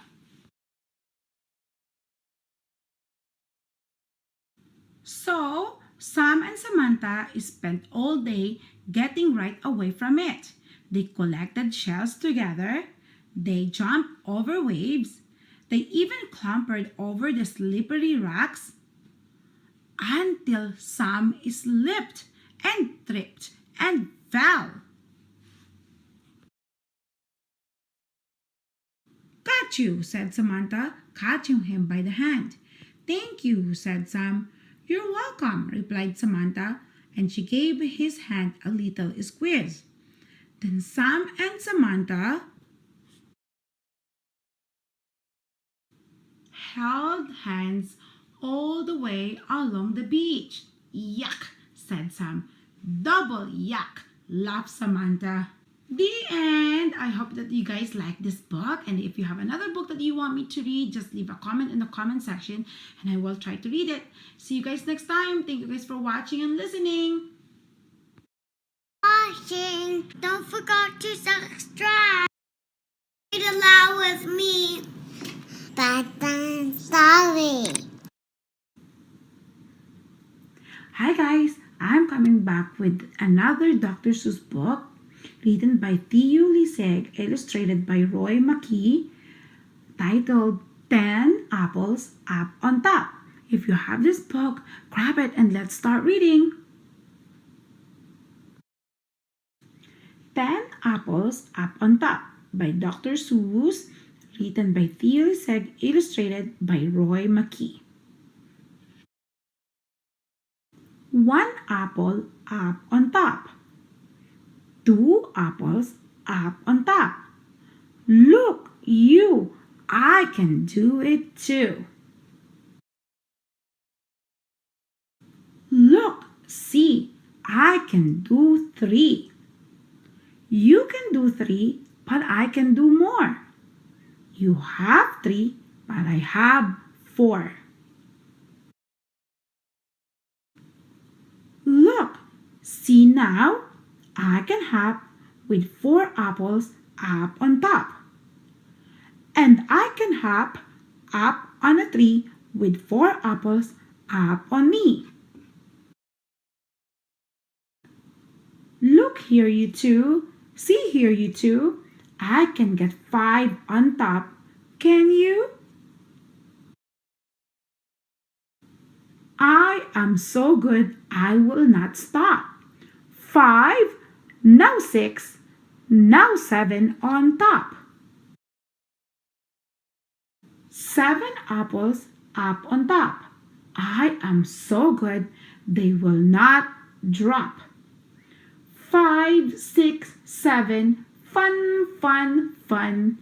7, 6, 5, 4, 3, 2, 1.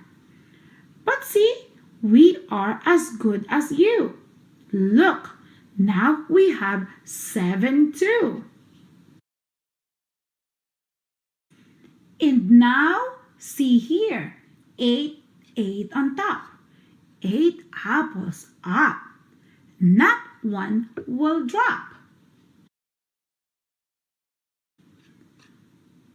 But I can do 9 and hop and drink. You cannot do this, I think. 9 is very good, but then, come on and we'll make it 10. Look, 10 apples up on top. We are not going to let it drop. The end. I hope that you guys like it and tune in for another Dr. Seuss book or any other book. And thank you guys for watching and listening. See you next time. Thank you for watching. Don't forget to subscribe. Read aloud with me. Bedtime story. Hi guys. For today's book, we are going to read Brown Bear, What Do You See? By Eric Carle and Bill Martin Jr. If you guys have this book, grab it and let's start reading. Brown Bear, What Do You See? By Eric Carle and Bill Martin Jr. Brown Bear, what do you see? I see a red bird looking at me. Red bird, what do you see? I see a yellow duck looking at me. Yellow duck, what do you see? I see a blue horse looking at me. Blue horse, what do you see? I see a green frog looking at me. Green frog, what do you see? I see a purple cat looking at me. Purple cat, what do you see? I see a white dog looking at me. White dog, what do you see? I see a black sheep looking at me. Black sheep, what do you see? I see a goldfish looking at me.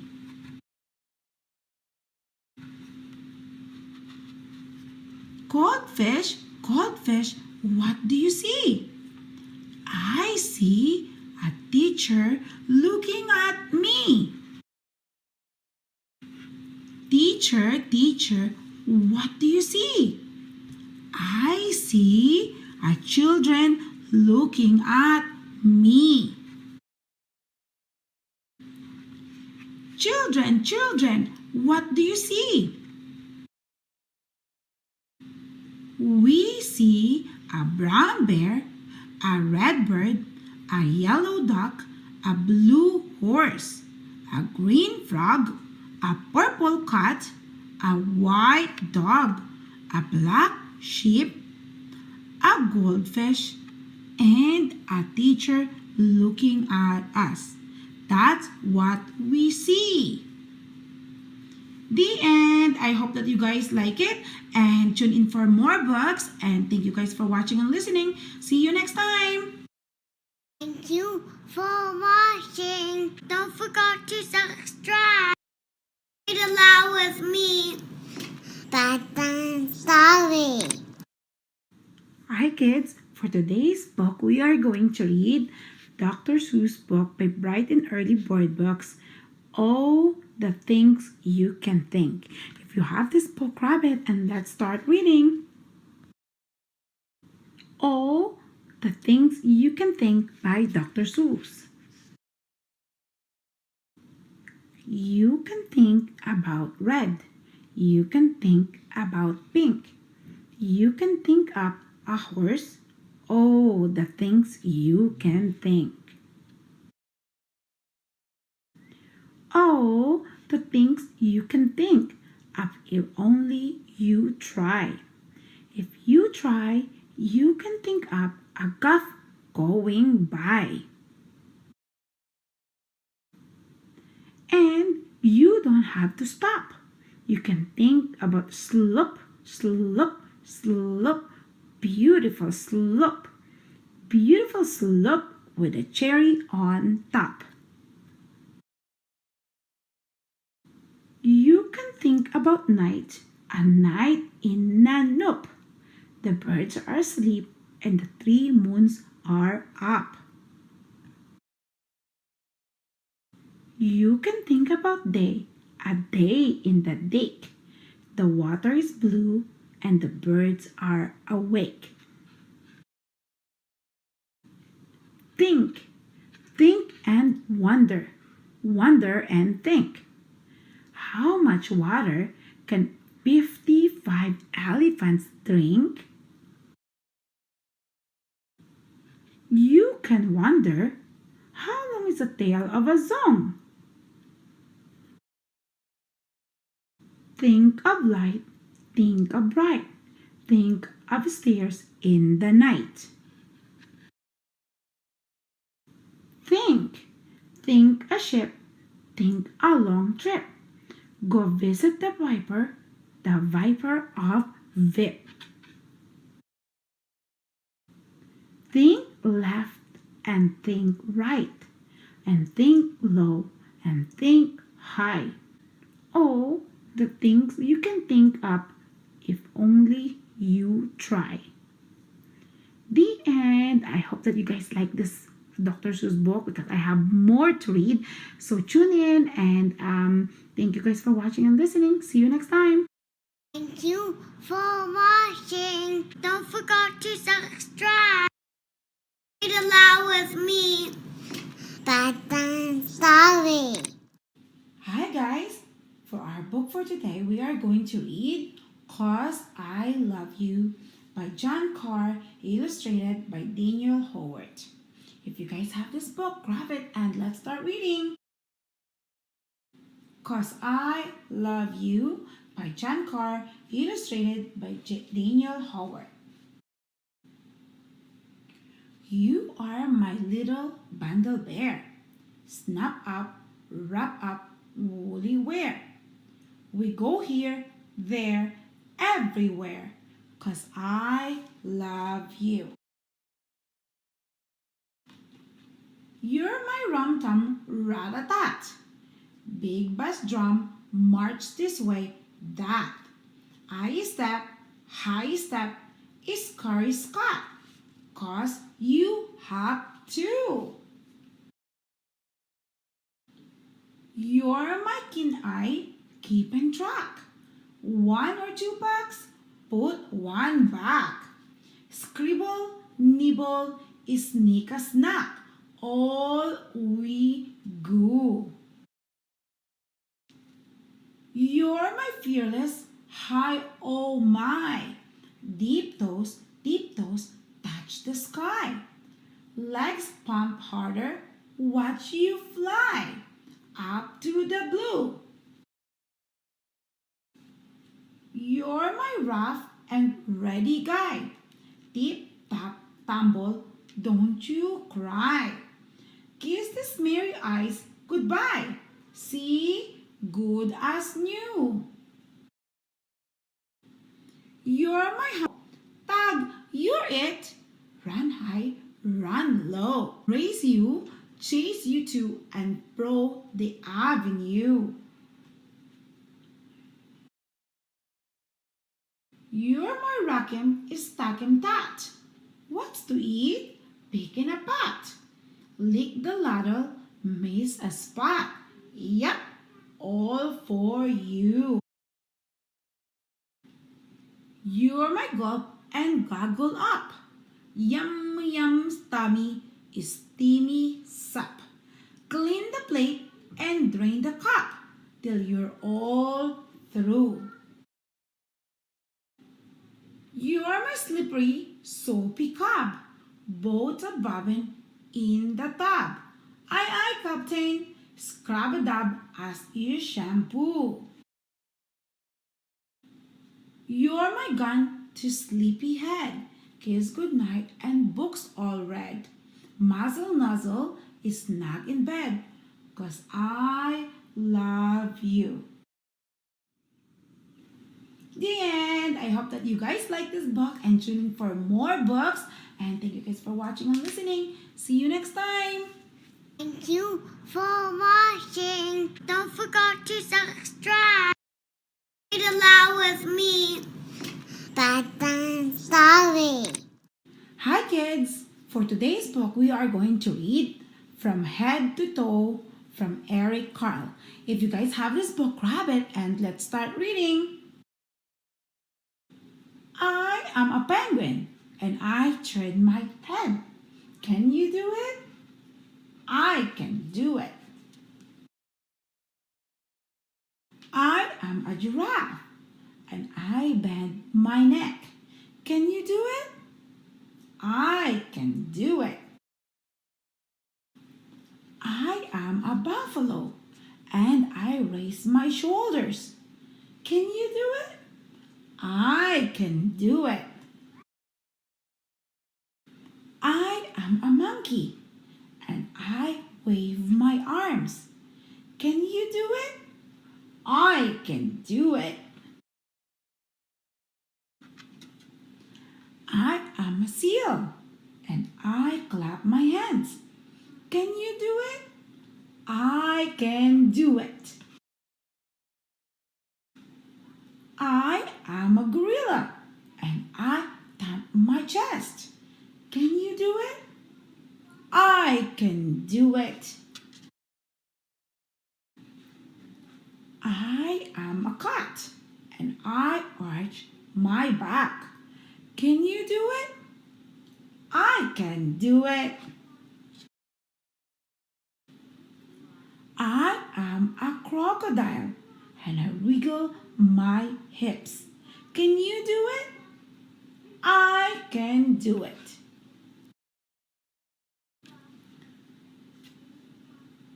I am a camel and I bend my knees. Can you do it? I can do it. I am a donkey and I kick my legs. Can you do it? I can do it. I am an elephant and I stamp my foot. Can you do it? I can do it. I and I wiggle my toe. Can you do it? I can do it. I can do it. The end. I hope that you guys like it and tune in for more books. And thank you guys for watching and listening. See you next time. Thank you for watching. Don't forget to subscribe. Read aloud with me. Bedtime story. Hi kids. For today's book, we are going to read Beat the Cat Too Cool for School by Kimberly and James Dean. If you have this book, grab it and let's start reading. Beat the Cat Too Cool for School by Kimberly and James Dean. Pete wants to look cool. He asks everyone, "What should I wear?" "Wear your yellow shirt," his mom says. "It is my favorite." So Pete does.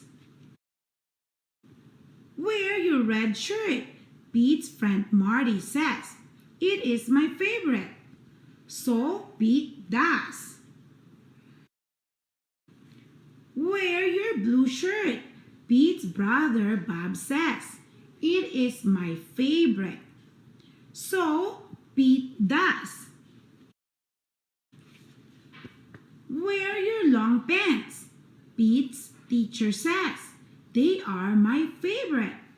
So Pete does. Wear the shorts with the fish. Pete's friend Callie says they are my favorite. So Pete does. Wear the polka dot socks. The bus driver says they are my favorite. So Pete does. Wear the cowboy boots. Grumpy Toad says they are my favorite. So Pete does. Wear the tie with the stripes. Emma says it is my favorite. So Pete does. Wear your baseball hat. His coach says it is my favorite. So Pete does. Pete puts on all the clothes. Does he look cool? No, Pete looks silly. He also feels very hot. Pete goes home. He changes his clothes. Pete puts on his favorite shirt. Pete puts on his favorite pants. Pete puts on his favorite socks. Pete puts on his favorite shoes. Pete puts on his sunglasses. Pete says, "Now I am cool." If you want to be cool, just be you. The end. I hope that you guys like it and tune in for more books. And see you guys next time. Thank you for watching and listening. Thank you for watching. Don't forget to subscribe. Read aloud with me. Bedtime story. Hi kids, for today's book we are going to read Make a Wish, Honey Bear by Marcus Pfister from North South Books. If you guys have this book, grab it and let's start reading. Honey Bear sat on the rock by the river and stared into the water. It was his birthday, but Honey Bear was feeling sad. Only his mother had wished him a happy birthday this morning. Everyone else has disappeared without a trace. Had they forgotten? Suddenly, he heard his mother call, "Come here, little birthday bear." He headed towards her, then stopped on his tracks. Surprise! There in the clearing stood his father, his grandmother and his sister and his brother, his cousin and his best friend. His mother gave him a big hug. Then she brought out a beautiful birthday cake and everyone sang happy birthday. "Blow out the candles, Honey Bear," said Mother, "and don't forget to make a wish." "What will you wish for?" asked his little sister. "What should I wish for?" thought Little Bear. "Wish for all the luck in the world," said Mother softly. "Wish for many good friends," said his brother, giving Honey Bear a friendly slap on the back. "Wish for sunshine every day, wherever you go," said his cousin. "Wish for a big salmon the next time we go fishing," said his father, throwing Honey Bear up in the air. "Wish for lots of time to play, especially with me," said his sister shyly. "Wish for a thick coat so that you won't get hurt when we wrestle," said his best friend as he snuck up behind him, laughing. Wish for a sharp nose so you'll be able to smell delicious things from far away, said his grandmother, and she gave him a big kiss on the cheek. Wish for a long, undisturbed winter's sleep, said grandfather, yawning. Mother carefully set the cake down on a tree stump.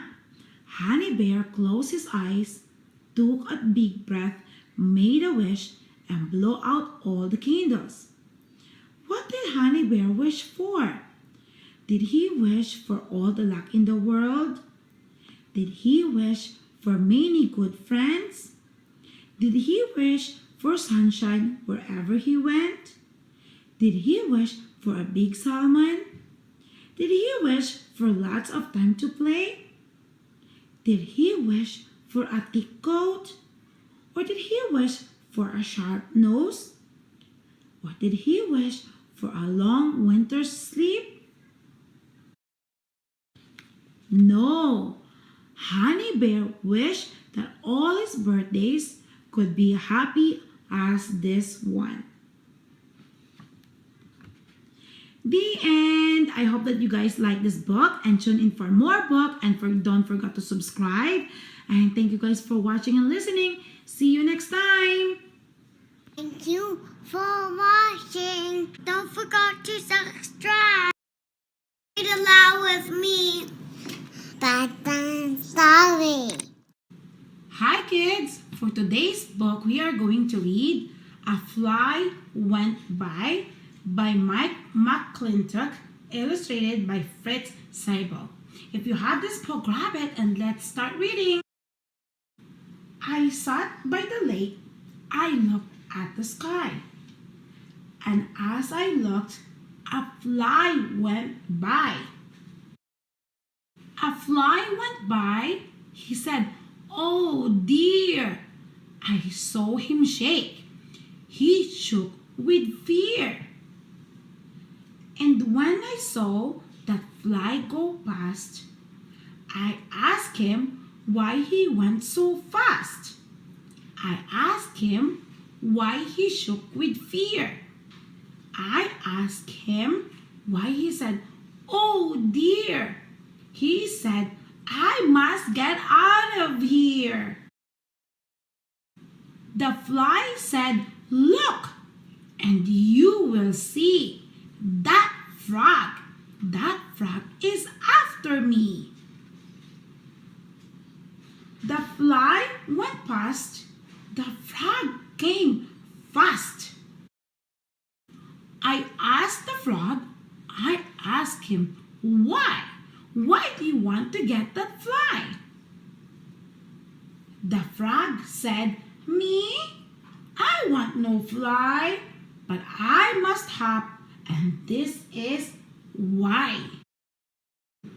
"That cat," he said, "just look and see. That cat," he said, "is after me." Then he was gone with one big hop. The can ran up, and I said, "Stop! Now, stop, stop, stop." I told the cat, "Do not pick on the frog like that." The cat said, "Look, I want no frog. I have to get away from dog." So the fly ran away in the fear of the frog, who ran from the cat, who ran from the dog. One ran from the other ran too. From one who came after, now what could I do? Away past the lake went the fly and the frog. Away past the lake ran the cat and the dog. They went past the shed and they went up a hill. I ran and I said, "I I will stop them. I will. The fly doesn't know that the frog is not mad. The frog doesn't know that the cat is not bad. The cat runs in fear of the dog. I can tell. If I can stop him, then all will be all well. I run a lot. I run so fast. I came up to the dog at last. Now stop, I said. You are the one who did all this. Why do you run? Why do you want to bite that cat? Oh, you are bad to be like that. The dog said, no, that is not so. I want no cat. The cat can go. I do not want to bite the cat. I run to get away from that. That pig. That pig, he said, look back and see. She likes to bite and she wants me. So the fly ran away in fear of the frog, who ran from the cat, who ran from the dog. The dog ran away in fear of the pig. My, she was mad, and was she big. I said to the pig, so you are the one in back all of this. Now, why do you run? Now, why should a pig bite a dog? I said. And why are you mad? Are you out of your head? The pig said, I am not out of my head. See what is after me. Look, she said. That cow will hit me, said the pig. Those things up on her head are big. So the pig ran past. She ran past fast. Then the cow ran up, and the little cow too. I said, now what got into you? Do not pick on the pig, you too. The cow said, pig? The pig can go. That is not why we ran. Oh no. But someone bad has made us run. He wants to kill my little one. I asked the cow, who wants to kill your little one? Why, no one will. The cow said, look, up on the hill. The fox is there. He comes to kill. The cow and the little cow ran past. All full of fear, they ran past fast. So the fly ran away in fear of the frog, who ran from the cat, who ran from the dog. The dog ran away from the pig, and now the pig ran away in fear of the cow. They came to the woods, and there was a tent, but they did not stop. In and out they all went. And last came the fox, so he was the one who made them all fear and make them all run. Yes, he was the one who was bad, I could tell. If I could stop him, then all would be well. I told the fox, oh, shame on you. Oh, shame, shame, shame for what you do. You want to kill the little cow? You stop, or I will whip you now. The fox said, now what did I do? Why do you say, oh, shame on you? I tell you, I would never kill that little cow. I never will.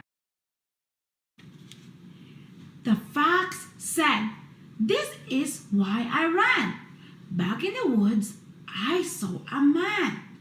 I saw a man. He had a gun. He wants to get me. Let me run. So the fly ran away in the fear of the frog, who ran from the cat, who ran from the dog and the pig and the cows. They all ran. And then came the fox, who ran from the man. They came to the house and went down the hall. And when they went out, there was a big wall. But that did not stop them. Oh no, not at all. They ran and they ran. They came to a town. They went up one way and then they went down. They went up one way and then down another. They ran and they ran, one after the other. They came to a bank, but they did not stop. They went in the bank with a jump and a hop. With a jump and a hop, they ran in and then they went out the back way and ran on again. I ran as fast as I could run. You are the one in back of this. You are the one who wants the fox. Put down your gun. Fox, fox, the man said. No, I saw no fox, but I must go. For you should see, yes, you should see, that thing that it now is after me. I did not see it, said the man. I took my gun and then I ran. For I could hear it bump and thump. It was so bad it made me jump. It was so bad it made me fear. It was so big, it was so near. It must be 10 feet tall, he said, and big and fat and bad and red. Why, it can bite and kick and kill. And it will do it. Yes, it will. I hear it now. Come on, I say, for I must run and get away. Bump, thump. The man ran past, fast, fast, fast. What did I hear? A bump and a thump. It was so bad it made me jump. I was about to run away, but then I saw the thing and say, it was not tall, it was not mud, it was not big, it was not bad. Was this the thing that made them run and made them fear? Was this the one? It was a little ship, so tame. It came to me and it was lame. I saw what made the bump and the thump. I saw the thing that made them jump. The ship said, look at this thin con. I cannot get it off. I ran. I ran for help. I saw a man. I went to him, but then he ran. Why did he run away from me? I just want help, as you can see. I said, I will get help for you, and I can help the others too. For now, I know just what to do. Oh man, I called, come back, come here. This is a sheep, so have no fear. The sheep wants help, for it is lame. Come back, come here. And then he came. And then the man took off the con, but still the others ran and ran. They didn't know about the con. I had to call so they would hear. I had to tell them not to fear. I had to tell them all was well. And so I gave a great big yell. Stop! I said to them all, "You must not run away. No one is after you. No one," I say. "You all ran away, and now I know why." I sat by the lake, and there came a fly. The fly ran away in fear of the frog, who ran from the cat, who ran from the dog. The dog ran away in fear of the pig, who ran from the cow. She was so big. The cow ran away from the fox, who ran as fast as he could in fear of the man. That man heard a thump, and away he ran. It was just a sheep with an old tin can. I looked at them all, and then I could tell they all had no fear, and now all was well. They all went away, they all waved goodbye. So I sat by the lake and looked at the sky. The end. I hope you guys like it. And tune in for more books from Dr. Seuss collection. Thank you guys for watching and listening. See you next time. Thank you for watching. Don't forget to subscribe. Read aloud with me. Bedtime story. Hi kids. For today's book, we are going to read Flat Stanley, The Museum Thieves by Jeff Brown, pictures by Scott Nash. If you have this book, grab it and let's start reading. The Museum Thieves, Chapter 4 in Flat Stanley series by Jeff Brown and picture by Scott Nash. Mr. and Mrs. O.J. Dart lived in an apartment above the lamb chops. Mr. Dart was an important man, the director of the famous Museum of Art downtown in the city. Stanley Lambchop had noticed in the elevator that Mr. Dart, who was ordinarily a cheerful man, had become quite gloomy, but he had no idea what the reason was. And then at breakfast one morning, he heard Mr. and Mrs. Lambchop talking about Mr. Dart. "I see," said Mrs. Lambchop, reading the paper over his coffee cup. "That is still another painting has been stolen from the famous museum. It says here that Mr. O.J. Dart, the director, is at his wit's end." "Oh dear, are the police no help?" Mrs. Lambchop asked. "It seems not," said Mr. Lambchop. "Listen to what the chief of police told the newspaper. We suspect a gang of snake thieves. These are the worst kind. They work by sneakery, which makes them very difficult to catch.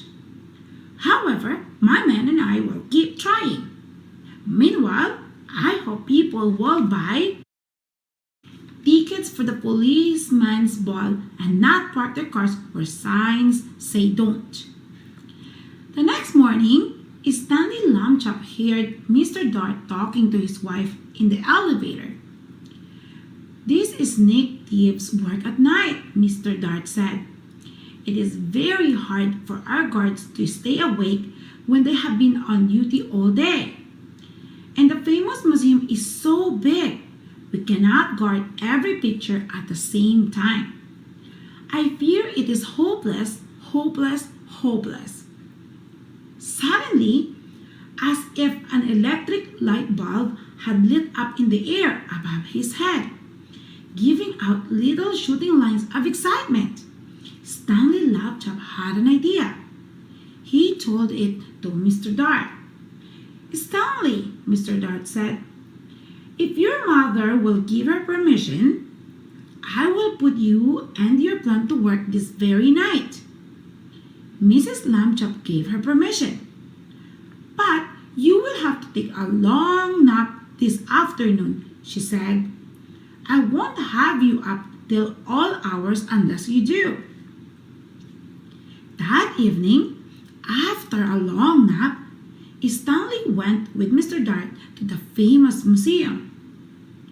Mr. Dart took him into the main hall where the biggest and the most important paintings were hung. He pointed to the huge painting that showed a bearded man wearing a fluffy velvet hat, playing a violin for a lady who lay on a couch. There was a half-man, half-horse person standing behind them, and 3 fat children with wings were flying around above. That, Mr. Dart explained, was the most expensive painting in the world. There was an empty picture frame on the opposite wall.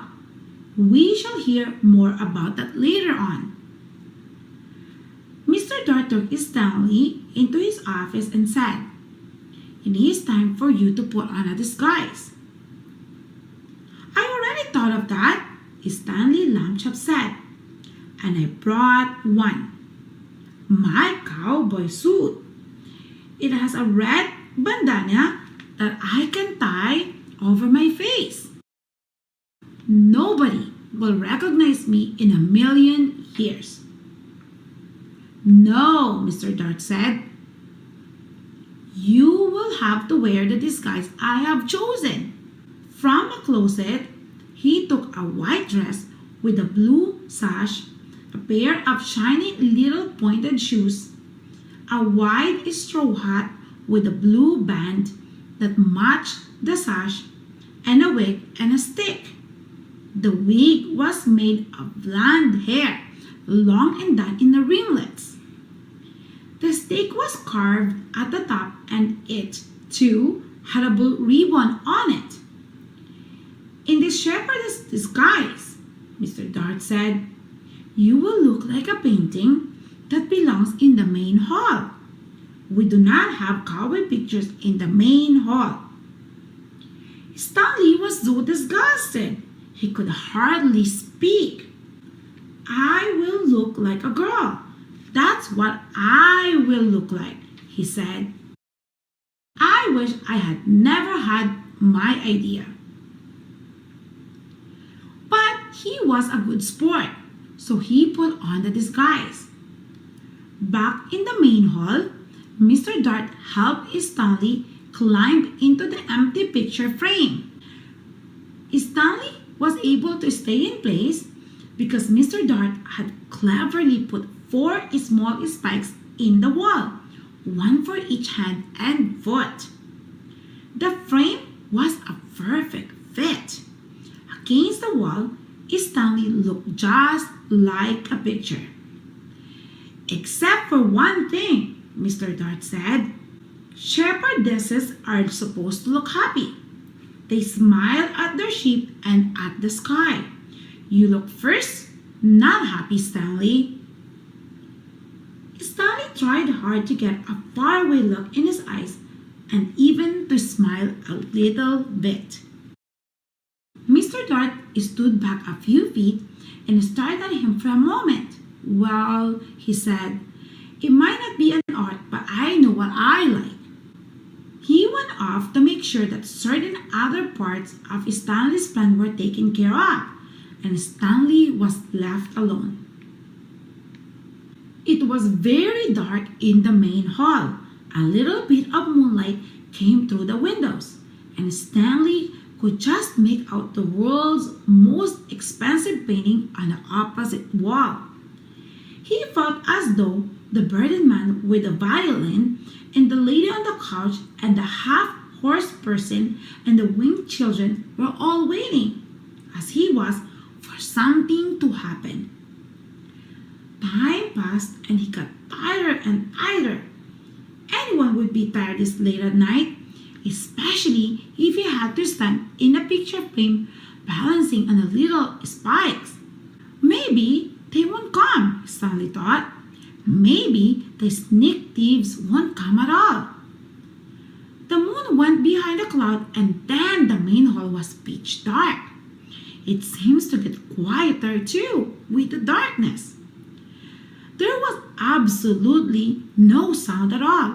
Stanley felt the hair on the back of his neck prickle beneath the golden curls of the wig. Crick.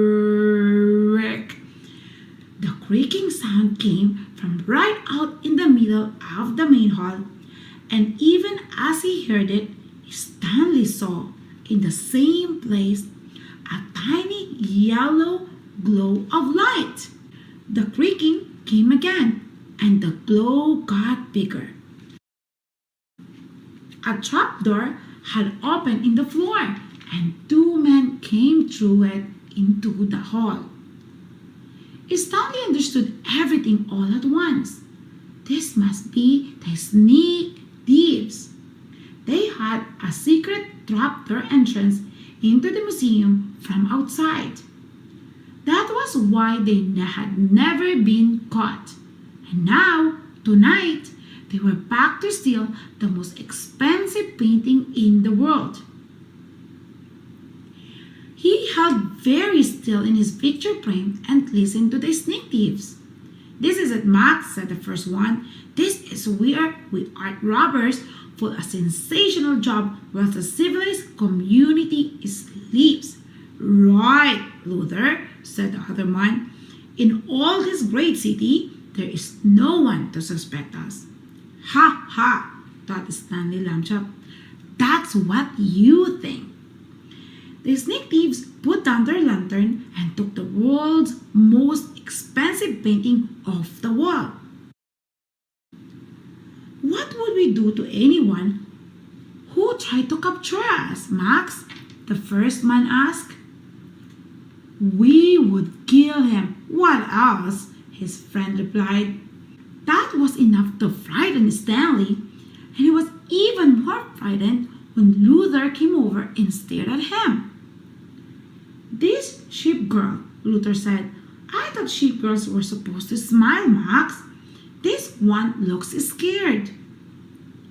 Just in time, Stanley managed to get a faraway look in his eyes again and to smile, sort of. "You're crazy, Luther," Max said. "She's smiling, and what a pretty little thing she is, too." That made Stanley furious. He waited until the sneak thieves had turned back to the world's most expensive painting, and he shouted in his loudest, most terrifying voice, "Police! Police! Mr. Dart, the sneak thieves are here!" The sneak thieves looked at each other. "Max," said the first one very quietly, "I think I hear the sheep girl yell." "I think I did too," said Max in a quavery voice. "Oh boy, yelling pictures. We both need a rest." "You'll get a rest all right," shouted Mr. Dart, rushing in with a chief of police and lots of guards and policemen behind him. "You'll get arrested. That's what. Ha ha ha ha." The sneak thieves were too mixed up by Mr. Dart's joke and too frightened by the policeman to put up a fight. Before they knew it, they had been handcuffed and led away to jail. The next morning, in the office of the chief of police, Stanley Lamchop got a medal. The day after that, his picture was in all the newspapers. The end. I hope that you guys like it, and if you want to hear more story about Flat Stanley and his adventure, tune in and don't forget to subscribe. Thank you guys for watching and listening. See you next time. Thank you for watching. Don't forget to subscribe.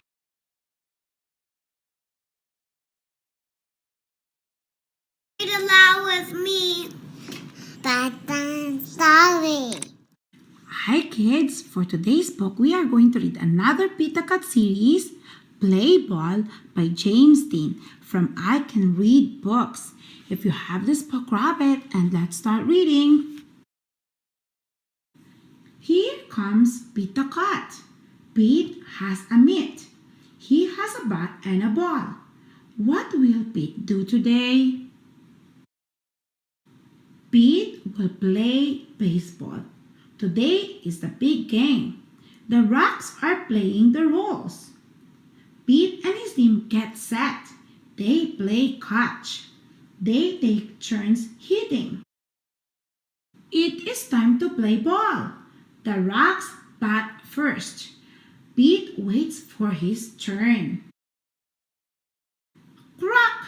The batter hits the ball. He runs to first base. Way to go, Pete cheers. Batter up, says the umpire. Pete goes up to bat. The pitcher throws the ball. Pete swings the bat. He misses the ball. Strike one. The pitcher pitches again. Pete swings too high. Strikes two. The pitcher winds up. He throws. Pete strikes out. But Pete is not sad. He did his best. Pete's friend Ben is up. Ben hits a home run. Way to go! Cheers, Pete. The Rolls go up to bat. The Rocks go to the field. Crack! Here comes a fly ball. I've got it, calls Pete. The ball hits his mitt, but Pete drops it. He is not sad. He did his best. Another hit! This time Pete catches it, but he throws it too far. Pete is up at bat again. He wants to hit the ball. The first pitch is too low. Pete does not swing. Ball one. The next pitch is too high. Pete does not swing. Ball two. The third pitch is inside. The fourth pitch is outside. Pete gets 4 balls. Pete wanted to get a hit, but a walk is cool too. The next batter gets a hit. Pete runs as fast as he can. Pete wants to score, but he is out at home plate. Pete is not sad. He did his best. Way to go! Cool! The game is over. The Rocks wins 6-3. Way to go, calls Pete. Good game, the Rocks says. Good game, the Rolls says. Pete did his best. He had fun. What a great game. The end. I hope that you guys like it and tune in for more Pita Cut series. And thank you guys for watching and listening. See you next time. Thank you for watching. Don't forget to subscribe. Read aloud with me. Bedtime story. Hi kids! For today's book, we are going to read another one from Pete the Cat series, Pete at the Beach by James Dean. And this is the I Can Read book. If you guys have this book, grab it and let's start reading. Pete the Cat, Pete at the Beach by James Dean. It is a hot day. Pete the Cat goes to the beach with his mom and his brother Bob. Let's go in the water, Bob says. Maybe later, says Pete. Bob likes to surf.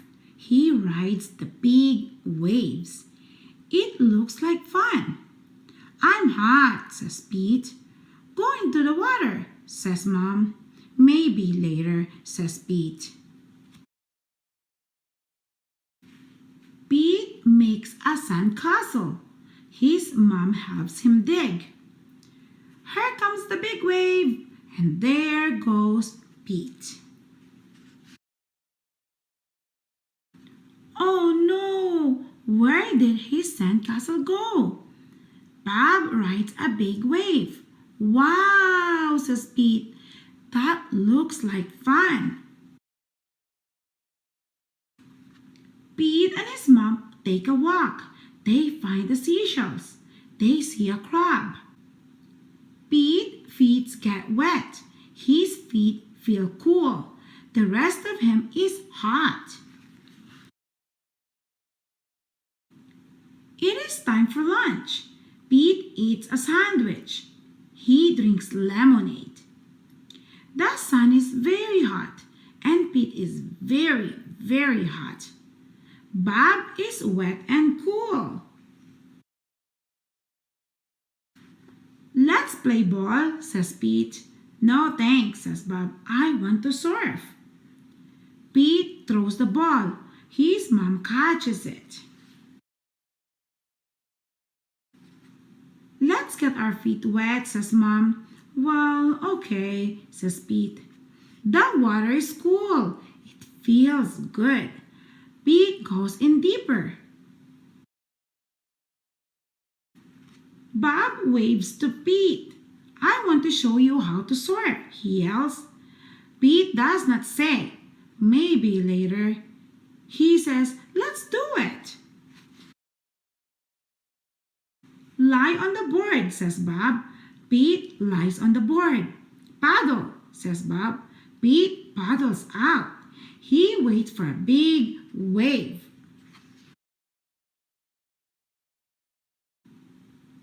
A big wave is coming. Stand up, says Bob. Pete stands up. Then Pete falls down. It was scary, but it did not hurt. Try again later, says Bob. Pete wants to try again now. Pete lies down again. He paddles out and waits. Here comes a wave. Pete stands up. This time, he rides the wave. Good job, says Bob. Pete wants to surf all day. Bob does too. So, they take turns. Pete and Bob rock and roll with the waves. What a great day! It is okay to be afraid, but it is more fun to surf. The end. I hope that you guys like it and tune in for more Pete the Cat series book, and see you guys next time. Thank you for watching and listening. Thank you for watching. Don't forget to subscribe. Read aloud with me. Bedtime story. Hi kids. For today's book, we are going to read Are You My Mother? Written and illustrated by P.D. Eastman. If you have this book, grab it and let's start reading. Are You My Mother? Written and illustrated by P.D. Eastman. A mother bird sat on her egg. The egg jumped. Oh, oh, said the mother bird, my baby will be here. He will want to eat. I must get something for my baby bird to eat, she said. I will be back. So away she went. The egg jumped. It jumped and jumped and jumped. Out came the baby bird. Where is my mother? He said. He looked for her. He looked up. He did not see her. He looked down. He did not see her. I will go and look for her, he said. So away he went. Down out of the tree he went. Down, down, down. It was a long way down. The baby bird could not fly. He could not fly, but he could walk. Now I will go and find my mother, he said. He did not know what his mother looked like. He went right by her. He did not see her. He came to a kitten. Are you my mother? he said to the kitten. The kitten just looked and looked. It did not say a thing. The kitten was not his mother, so he went on. Then he came to a hen. Are you my mother? He said to the hen. No, said the hen. The kitten was not his mother. The hen was not his mother. So the baby bird went on. I have to find my mother, he said. But where? Where is she? Where could she be? Then he came to a dog. Are you my mother? He said to the dog. I am not your mother. I am a dog, said the dog. The kitten was not his mother. The hen was not his mother. The dog was not his mother. So the baby bird went on. Now he came to the cow. Are you my mother? He said to the cow. How could I be your mother? Said the cow. I am a cow. The kitten and the hen were not his mother. The dog and the cow were not his mother. Did he have a mother? I did have a mother, said the baby bird. I know I did. I have to find her. I will. I will. Now the baby bird did not walk. He ran. Then he saw a car. Could that old thing be his mother? No, it could not. The baby bird did not stop. He ran on and on. Now he looked way, way down. He saw a boat. There she is, said the baby bird. He called to the boat, but the boat did not stop. The boat went on. He looked way, way up. He saw a big plane. Here I am, mother, he called out. But the plane did not stop. The plane went on. Just then, the baby bird saw a big thing. This must be his mother. There she is, he said. There is my mother. He ran right up to it. Mother, mother, here I am, mother, he said to the big thing. But the big thing just said, snort. Oh, you are not my mother, said the baby bird. You are a snort. I have to get out of here. But the baby bird could not get away. The snort went up. It went way, way up. And up, up, up went the baby bird. But now, where was the snort going? Oh, oh, oh, what is this snort going to do to me? Get me out of here. Just then, the snort came to a stop. Where am I? Said the baby bird. I want to go home. I want my mother. Then something happened. The snort put back baby bird right back in the tree. The baby bird was home. Just then, the mother bird came back to the tree. Do you know who I am? She said to the baby. Yes, I know who you are, said the baby bird. You are not a kitten. You are not a hen. You are not a dog. You are not a cow. You are not a boat or a plane or a snort. You are a bird, and you are my mother. The end. I hope that you guys like this, and if you guys want to hear more stories from Dr. Seuss collection, tune in and don't forget to subscribe. Thank you guys for watching and listening. See you next time. Thank you for watching. Don't forget to subscribe. Read aloud with me. Bedtime story.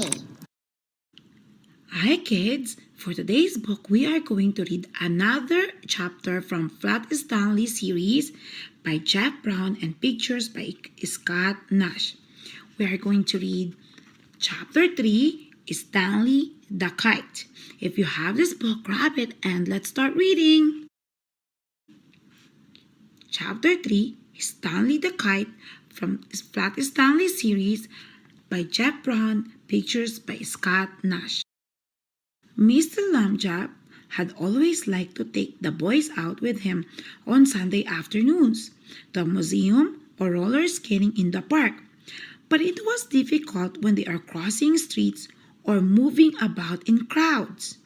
Stanley and Arthur would often be jostled from his side, and Mr. Lambjap worried about speeding taxis or that hurrying people might accidentally knock them down.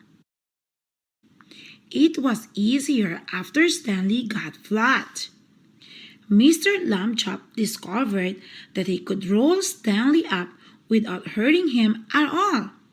He would tie a piece of string around Stanley to keep him from unrolling and make a little loop in the string for himself. It was as simple as carrying a parcel, and he could hold on to water with the other hand.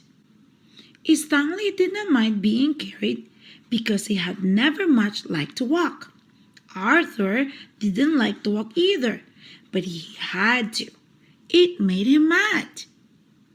One Sunday afternoon in the street, they met Ralph Jones, an old college friend of Mr. Lambchop's.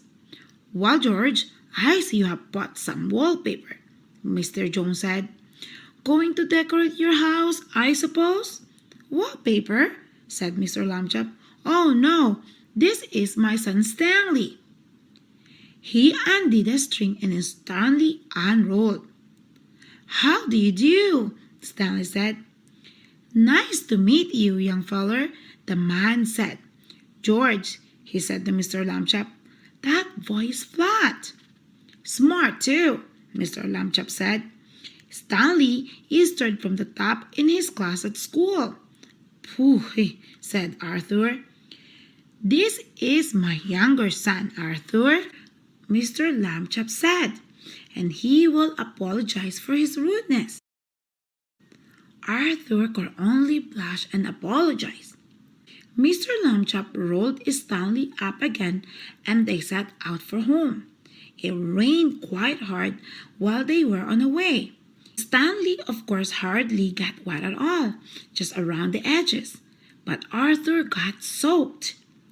Late at night, Mr. and Mrs. Lambchop heard a noise out in the living room. They found Arthur lying on the floor near the bookcase. He had piled a great many volumes of the Encyclopedia Britannica on top of himself. "Put some more on me," Arthur said when he saw them. "Don't just stand there. Help me." Mr. and Mrs. Lambchop sent him back to bed, but the next morning they spoke to Stanley. "Arthur can't help being jealous," they said. "Be nice to him. You're his big brother after all." The next Sunday, Stanley and Arthur went to the park by themselves. The day was sunny, but windy too, and many older boys were flying beautiful, enormous kites with long tails made in all the colors of the rainbow. Arthur sighed. "Someday," he said, "I will have a big kite, and I will win a kite flying contest and be famous like everyone else. Nobody knows who I am these days." Stanley remembered what his parents had said. He went to a boy whose kite was broken and borrowed a large spool of string. "You can fly me, Arthur," he said. "Come on." He attached the string to himself and gave Arthur the spool to hold. He ran lightly across the grass, sideways to get up his speed, and then he turned to meet the breeze. Up, up, up, up went Stanley, being a kite. He knew just how to manage on the gusts of wind. He faced full into the wind if he wanted to rise, and then let it take him from behind when he wanted speed. He had only to turn his thin edge to the wind carefully, a little at a time, so that it did not hold him, and then he would slip gracefully down toward the earth again. Arthur let out all the string, and Stanley soared high above the trees, a beautiful sight in his red shirt and blue trousers against the pale blue sky. Everyone in the park stood still to watch. Stanley swooped right and then left in the long March swoops. He held his arms by his sides and zoomed at the ground like a rocket and carved up again towards the sun. His side slipped and circled and made figure eights and a cross and a star. Nobody has ever flown the way Stanley Lambchop flew that day. Probably no one ever will again. After a while, of course, people grew tired of watching, and Arthur got tired of running about with the empty pool. Stanley went right on, though showing off. 3 boys came up to Arthur and invited him to join them for a hot dog and some soda pop. Arthur left his spool wedged in a fork of a tree. He did not notice, while he was eating the hot dog, that the wind was blowing the string and tangling about the tree. The string got shorter and shorter, but Stanley did not realize how low he was until leaves brushed his feet, and then it was too late. He got stuck in the branches. 15 minutes passed before Arthur and the other boys heard his cries and climbed up to set him free. Stanley would not speak to his brother that evening, and at bedtime, even though Arthur had apologized, he was still cross. Alone with Mr. Lambchop in the living room, Mrs. Lambchop sighed and shook her head. "You're at the office all day, having fun," she said. "You don't realize what I go through with the boys. They're very difficult." "Kids are like that," Mr. Lambchop said. "Paces. Be patient, dear." The end. I hope that you guys like it and tune in for more Stanley chapter book. And thank you guys for watching and listening. See you next time.